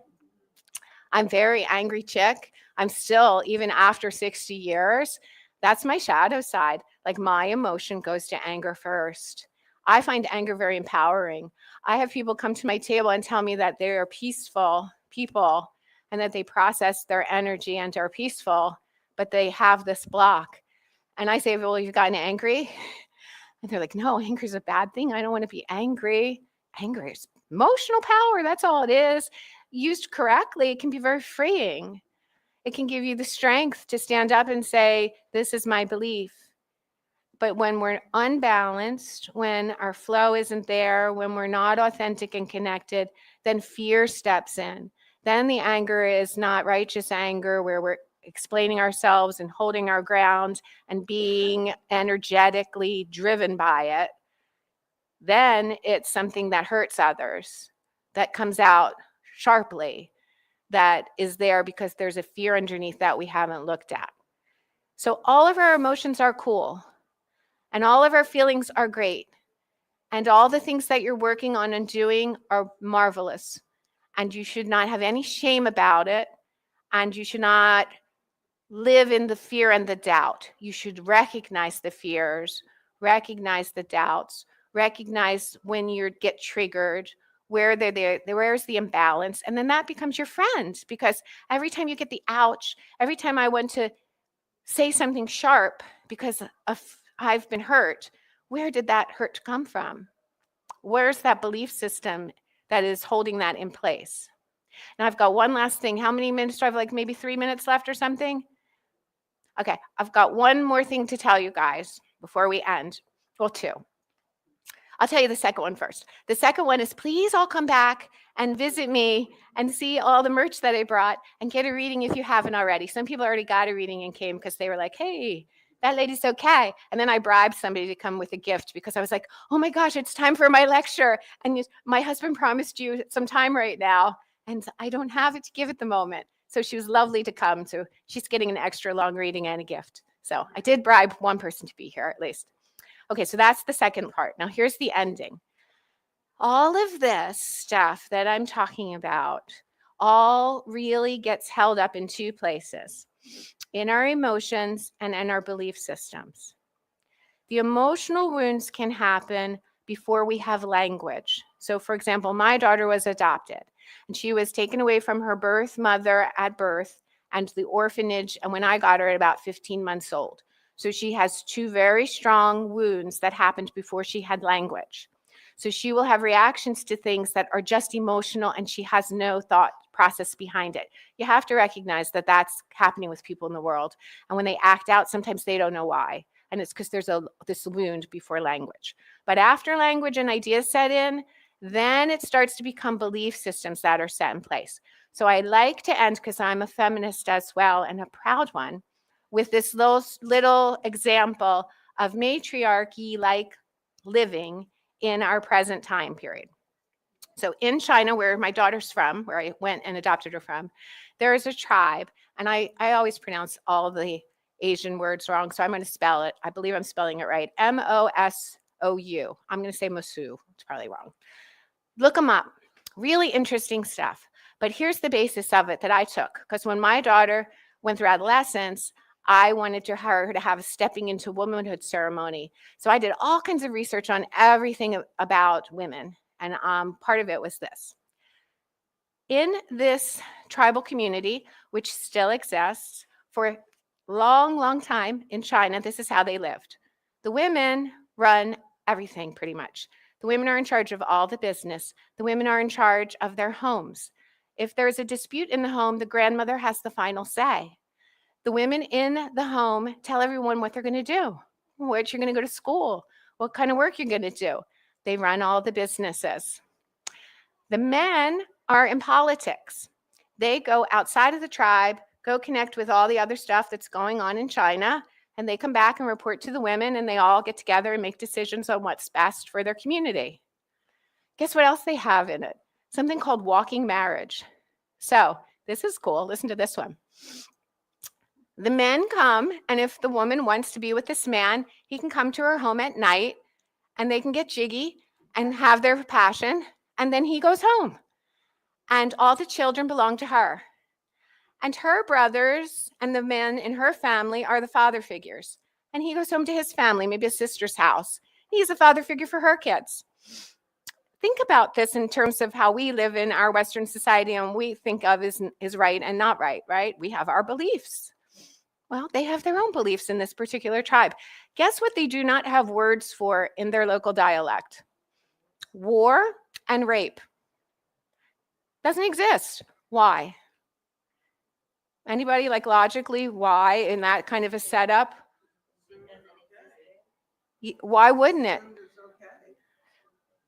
Well, if you are a man and you respect the setup that your community has, then you're going to respect the women to make the decisions, and you're going to be getting your jobs and money and being taken care of by women. Are you going to hurt them in any way? And as a woman, do you really want your children to go off to war? And with this sort of a setup, there's also like, there are no, quote, bastards. There's no like shame in not knowing the whole father setup because the father doesn't exist. It's all a matriarchal kind of setup with the family. It's really a different way of being. Now, I'm not saying it's Shangri-La. I'm not saying they don't have their problems, and I'm not telling you to live that way. What I'm telling you to do is ask yourself, what does that do to your belief system? Does that make you uncomfortable? Could you live like that? Does that sound like a happy place to you or like, ew? I'm not judging how you feel about it. I'm asking you to ask yourself, when you come across things in life that don't jive up with your energy, right? That energy, that song that you have, sometimes it doesn't jive up, not because you're not in harmony with a frequency, but because you have a belief system in place that is blocking you from getting from point A to point B. So this is my ending. If you desire to manifest something, you have to get your energy in balance to align with it. And I'd be happy to do a reading for you or discuss it further. And if those people in the back who didn't get their gift, please come to my booth. And anybody else who wants to come to my booth and get a reading, we've got like an hour left of the show. And I am hot to finish up some more, okay?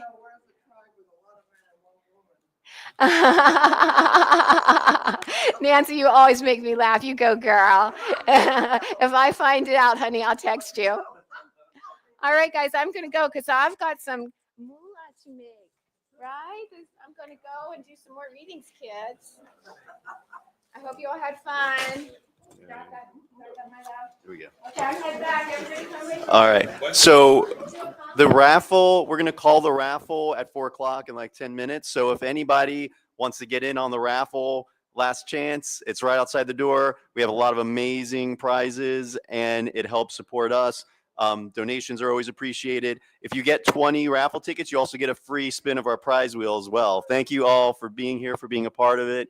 For everybody watching online, thank you so much for being a part of today's events. And we're going to have the recordings online, so you'll be able to watch and rewatch, and anything you missed, we'll have for you. And our next expo is going to be March 21st and 22nd of 2026. Thank you. In California that weekend for the UFO con. Sorry. There'll be another one after that, I'm sure. There will always be more. And look, they're all live stream now, so Hopefully.